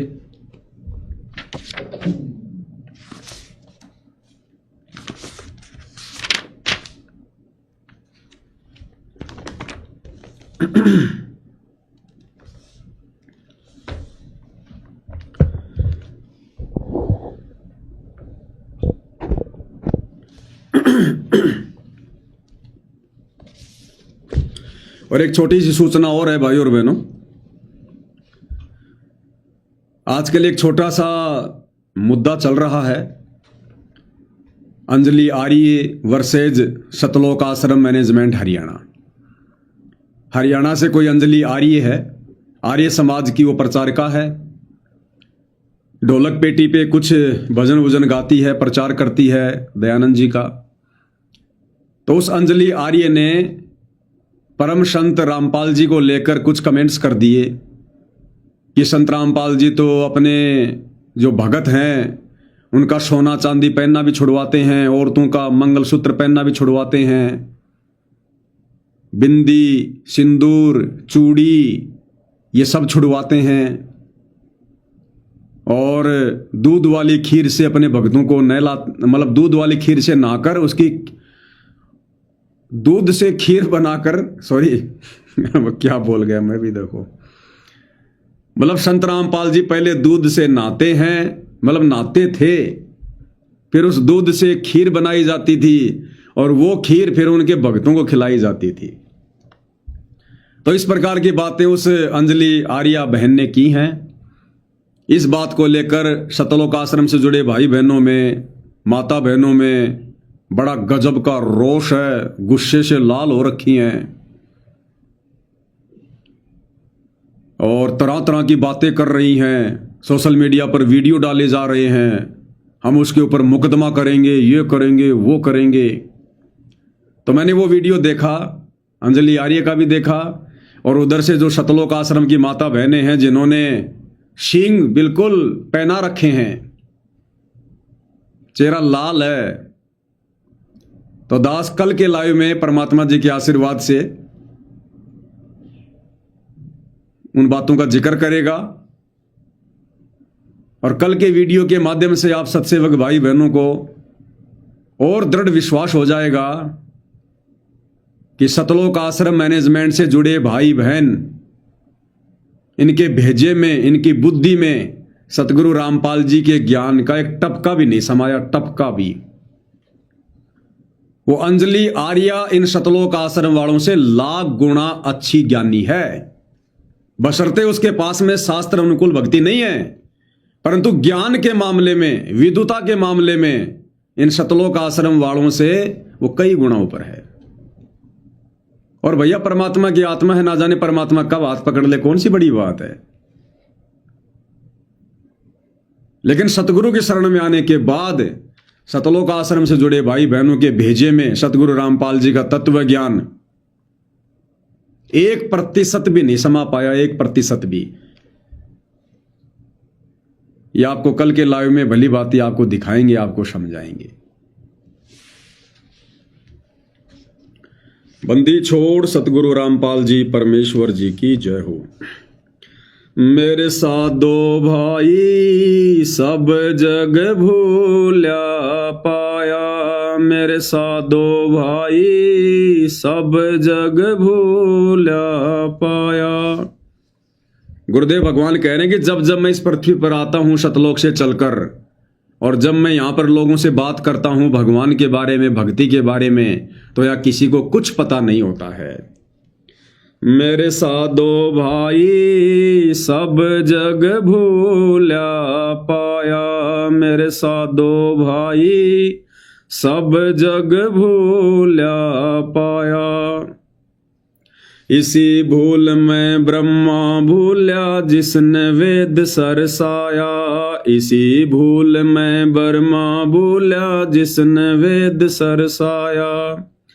वेद पढ़ वो पंडित भूल्या भेद मर्म ना पाया, मेरे साधो भाई सब जग भूल्या पाया, मेरे साधो भाई सब जग भूल्या पाया। इसी भूल में विष्णु भूल्या जिन वैष्णव धर्म चलाया, इसी भूल में विष्णु भूल्या जिन वैष्णव धर्म चलाया। तीर्थ व्रत का बांध महात्म बहुविध जीव फसाया, मेरे साधो भाई सब जग भूला पाया मेरे साधो भाई, सब जग भूला पाया। इसी भूल में शंकर भूल्या जिन भिक्षुक पंथ चलाया, इसी भूल में शंकर भूल्या जिन भिक्षुक पंथ चलाया। सिर पर जटा हाथ में खप्पर, ये घर घर अलख जगाया मेरे साधो भाई, सब जग भूला पाया मेरे साधो भाई, सब जग भूला पाया। इसी भूल में भूले मच्छंदर जिन सिंगल दीप बसाया, इसी भूल में भूले मच्छंदर जिन सिंगल दीप बसाया। विषय वासना के वश होकर अपना योग नसाया मेरे साधो भाई, सब जग भूला पाया मेरे साधो भाई, सब जग भूला पाया। इसी भूल में मोहम्मद भूल्या जिन न्यारा ये धर्म बनाया, इसी भूल में मोहम्मद भूल्या जिन न्यारा ही धर्म बनाया। पर तिरिया संग फिरे बरमता, लिंग और मूछ कटाया मेरे साधो भाई, सब जग भूला पाया मेरे साधो भाई, सब जग भूला पाया। कहें कबीर सुनो भाई साधो, इस भूल का मर्म न पाया, कहें कबीर सुनो भाई साधो, इस भूल का मर्म न पाया। जिसने पा गया भेद भूल का वो गर्भवास नहीं आया मेरे साधो भाई, सब जग भूला पाया मेरे साधो भाई, सब जग भूला पाया। तो भाई और बहनों, आप और हमारा ये परम सौभाग्य जो हमें इस भूल का भेद समझ में आ गया, जिस भूल का भेद, जिस भूल का मर्म आज ये पूरी दुनिया नहीं समझ पा रही, और इसी काल की भूल भुलैया में जो भूल काल ने डाल रखी है तीनों गुणों के माध्यम से, आज हमें गुरुदेव भगवान ने सत्य ज्ञान देकर अपनी शरण में लेकर हमारी बुद्धि खोलकर हमें इस भूल से बाहर निकलने का मार्ग बता दिया। यानी आप और हमें गुरुदेव भगवान ने इस भूल से बाहर निकाल दिया। अब यदि हम जानबूझकर इस भूल में फंसना चाहें तो भाई और बहनों फिर आप और हमारी अपनी कमजोरी रहेगी। तो समझदार आत्मा तो अब इस भूल में फंसेगी नहीं, बाकी नासमझ का भाई कुछ कह नहीं सकते। तो भाई और बहनों, आज की सत्संगति में गुरुदेव भगवान के आशीर्वाद से केवल इतना ही। कल फिर परमेश्वर की महिमा में उपस्थित होंगे। तब तक गुरुदेव भगवान हम सबको आज्ञा दे, आशीर्वाद दे, सद्बुद्धि दे, हमारा मार्गदर्शन करे, भ्रम ने भटकने से बचाए। बंदी छोड़ सतगुरु रामपाल जी परमेश्वर जी की जय हो।